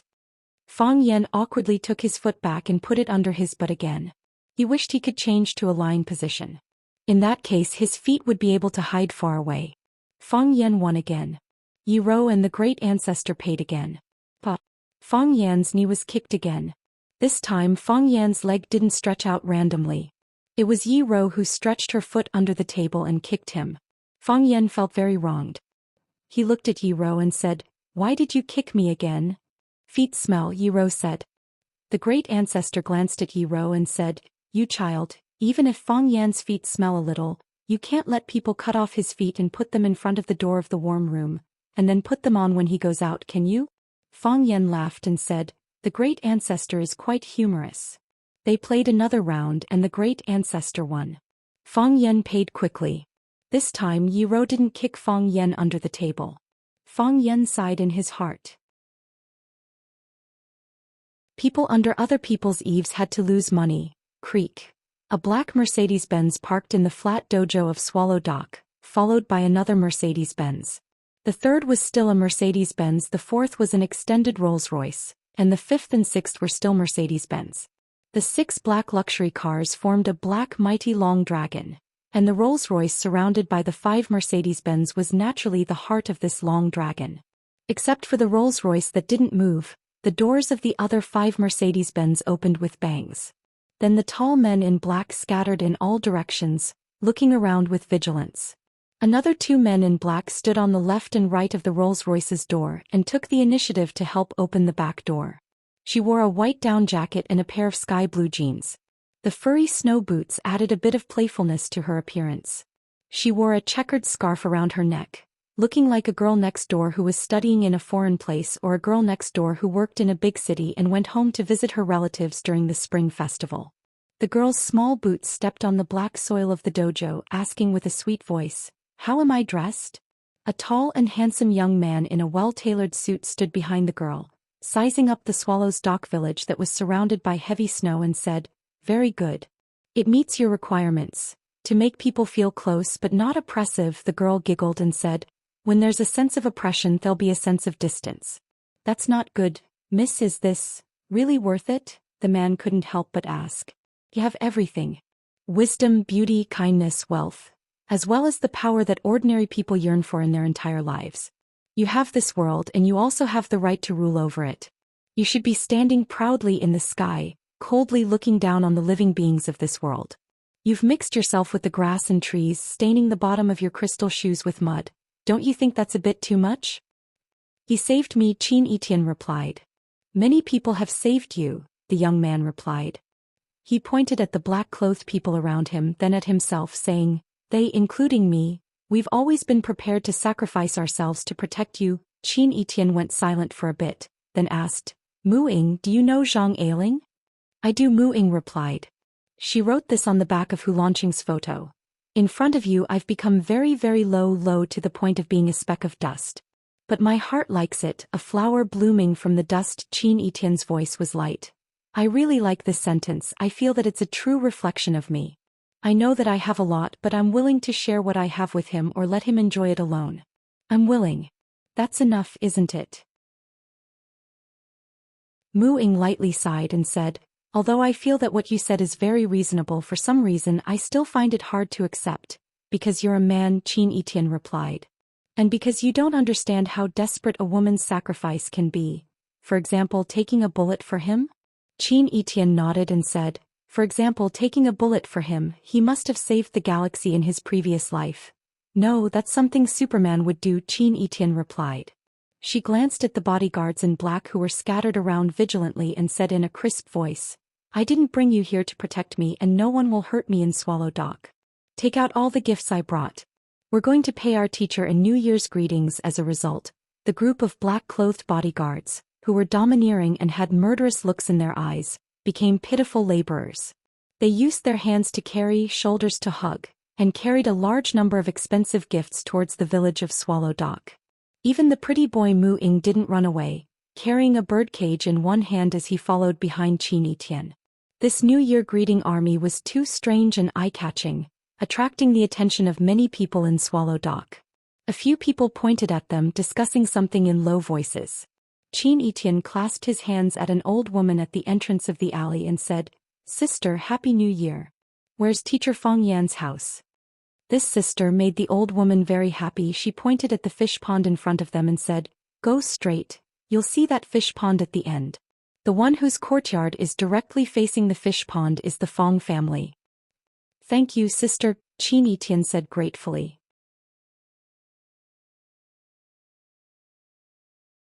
Chapter 4:10. The arrival of Qin Etian not only shocked the whole Swallow Dock, but also shocked all the people in the Fang family. Luan was receiving guests in the living room. She heard from Fong Yingying that Fong Yan's student came to visit, so she came out to greet them politely.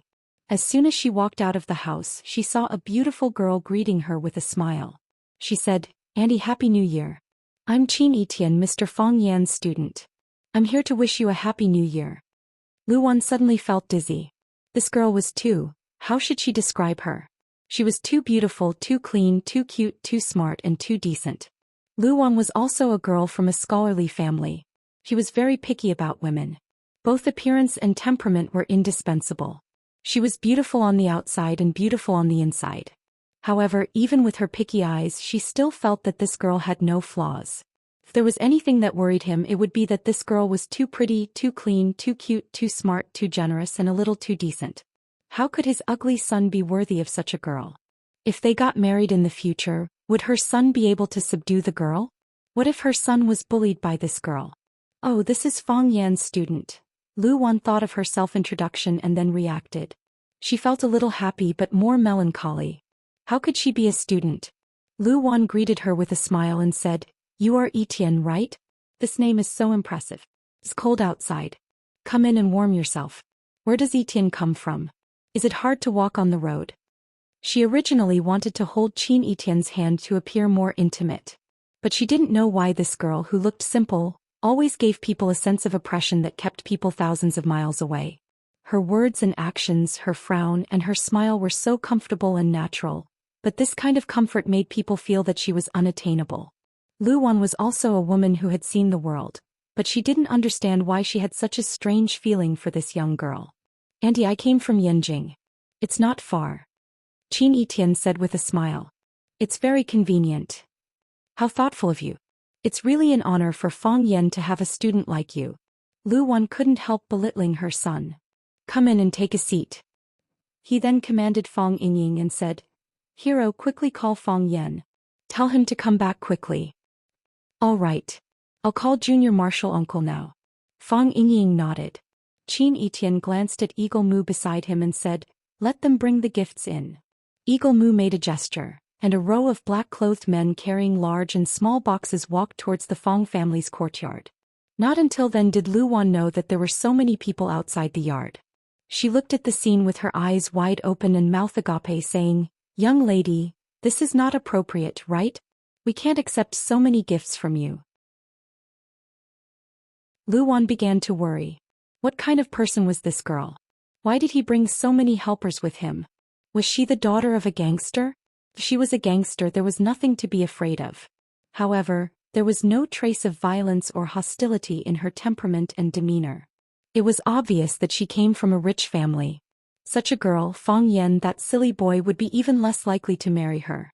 Luan sighed softly. It seemed that she had thought too much. Whenever he saw a beautiful girl, he couldn't help wanting her to be his daughter-in-law. How could it be so easy? Qin Etienne took Luan's hand and said, "Auntie, you don't have to be so polite. Fong Yan is my teacher and he has helped me a lot. I came to pay a New Year's visit to Mr. Fong, so of course I should bring him a gift. How can I not bring gifts for your uncle and auntie if I bring gifts for your teacher? If others know, won't they say that I don't know etiquette? It's not appropriate. It's not appropriate." Luan looked at the group of men in black walking past her and said anxiously, even if Fong Yan really helped this girl in her studies, she couldn't accept such an expensive gift. Fong Yingying hung up Fong Yan's phone and eagerly took the bird cage from Mu Ying's hand. Mu Ying looked at him with a smile but didn't give him the gift. Fong Yingying didn't force him. He went to the back and took a big wooden box from the hands of a man in black. Hearing the noise in the yard, Fong Yisan and his husband Fong Hao, Fong Yiling and her husband Zhao Qingxin, Fong Yijing and her husband Zhou Fan, Zhou Mingli, and a few children all ran out to see what was going on. Zhao Qingxin's Zhao family had a small business in Yanjing City. Seeing the row of men in black, he couldn't help but be surprised. He glanced at the men in black but couldn't see which family they came from. Then he laughed at himself, thinking that no matter which family they came from, they must be the family that he had never been in contact with. Fong Hao looked at his wife in confusion. Fong Yisan shook his head, indicating that he also didn't know what was going on. Because of what happened last night, Zhou Fan didn't go out for the whole morning. He even hid in the room and ate a bowl of dumplings for breakfast. Fong Yisun knew that her husband hadn't recovered from the nightmare, so she accompanied him in the room for the whole morning. Hearing the voices outside, she dragged her husband out to see what was going on. When Zhou Fan saw Qin Yitian walking over hand in hand with Lu Wan, his first reaction was that she was beautiful. This girl was as beautiful as a fairy. His second reaction was the grandeur. Whose family's young lady was this? She brought along so many bodyguards and prepared such heavy gifts on a single trip. Zhou Fan calculated in his mind by elimination. No one in the group he knew dared to compete with this girl in terms of grandeur. If Zhou Fan knew that Qin Yitian didn't want to be too high profile and had reduced the number of his guards by more than half, what would he think? After the incident in Huaqing, the Qin family attached great importance to Qin Yitian's safety. The old master of the Qin family even wanted to assign his guards to his favorite granddaughter, but the Qin family refused. Qin Yitian's legendary mother had sent Eagle Mu to her daughter's side so that he could protect her. This was also the reason why Qin Yitian had Mu Ying by his side after he came back from Huaqing. Mu Ying was now the captain of Qin Yitian's guards, who led the whole security team and was responsible for Qin Yitian's safety. Who is he? Zhou Fan asked in a low voice.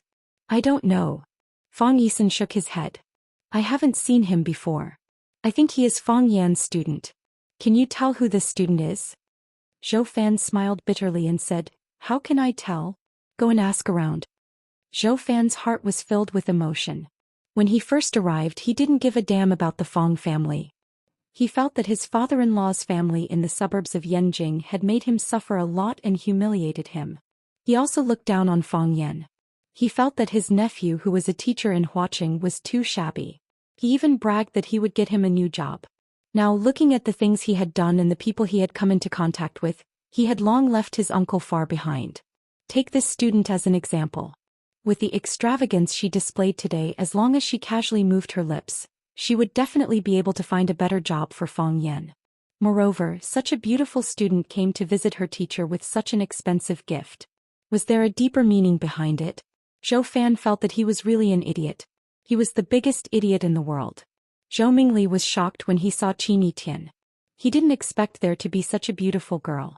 The so-called prettiest girl in the class that he had been sending messages to pursue couldn't be compared with the girl in front of him. He stared at Qin Yitian with wide eyes and a face full of infatuation. He wanted to greet her in a cool way, just like how he flirted with other girls at school. However, as soon as he had this idea, he began to become nervous. He was at a loss and his hair stood on end. It was as if he was not facing a peerless beauty but a fierce monster. Moreover, Qin Yitian was walking towards him. The closer Qin Yitian got, the more intense his heart beat. Finally, dense beads of sweat appeared on his forehead. Qin Yitian walked to Zhou Mingli and nodded to him like other juniors of the Fong family. Then she walked past him. Zhou Mingli didn't dare to look directly at Qin Yitian's eyes. At the moment when she nodded, he couldn't help blushing and hurriedly lowered his head.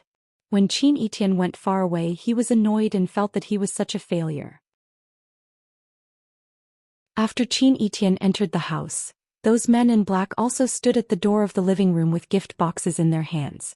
Lu Wan looked at Qin Yitian and waited for his arrangement. She couldn't ask them to put away these gifts, nor could she ask so many people to put down the gifts and leave. There had to be a rule, right? Qin Yitian smiled and took Lu Wan to the first man in black. He opened the golden brocade box held by him and looked at the gifts inside. He said, There is nothing special about this one. The red inkstone produced in Heishan has a strong ink color.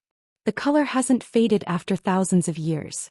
When it is ground, it has a strange fragrance. I know that you like calligraphy, so this stone is to add a touch of color to your masterpiece. Lu Wan was so shocked that her jaw almost fell to the ground. She said, It is said that this inkstone can only be formed after thousands of years. It is one of the most precious treasures in the world. It is rare in the world and hard to find. Lu Wan looked at the large inkstone lying in the brocade box and gasped. She said, Miss, this gift is really too precious. We can't accept it. You're tuning in to the Dreamy Chapters YouTube channel. We're so grateful for your support, and don't forget to subscribe to join us on this incredible journey through captivating stories. Your generosity through donations truly makes a world of difference, as it's the primary source of revenue that allows me to expand and enhance this channel for you. Thank you from the bottom of my heart for being a part of this adventure.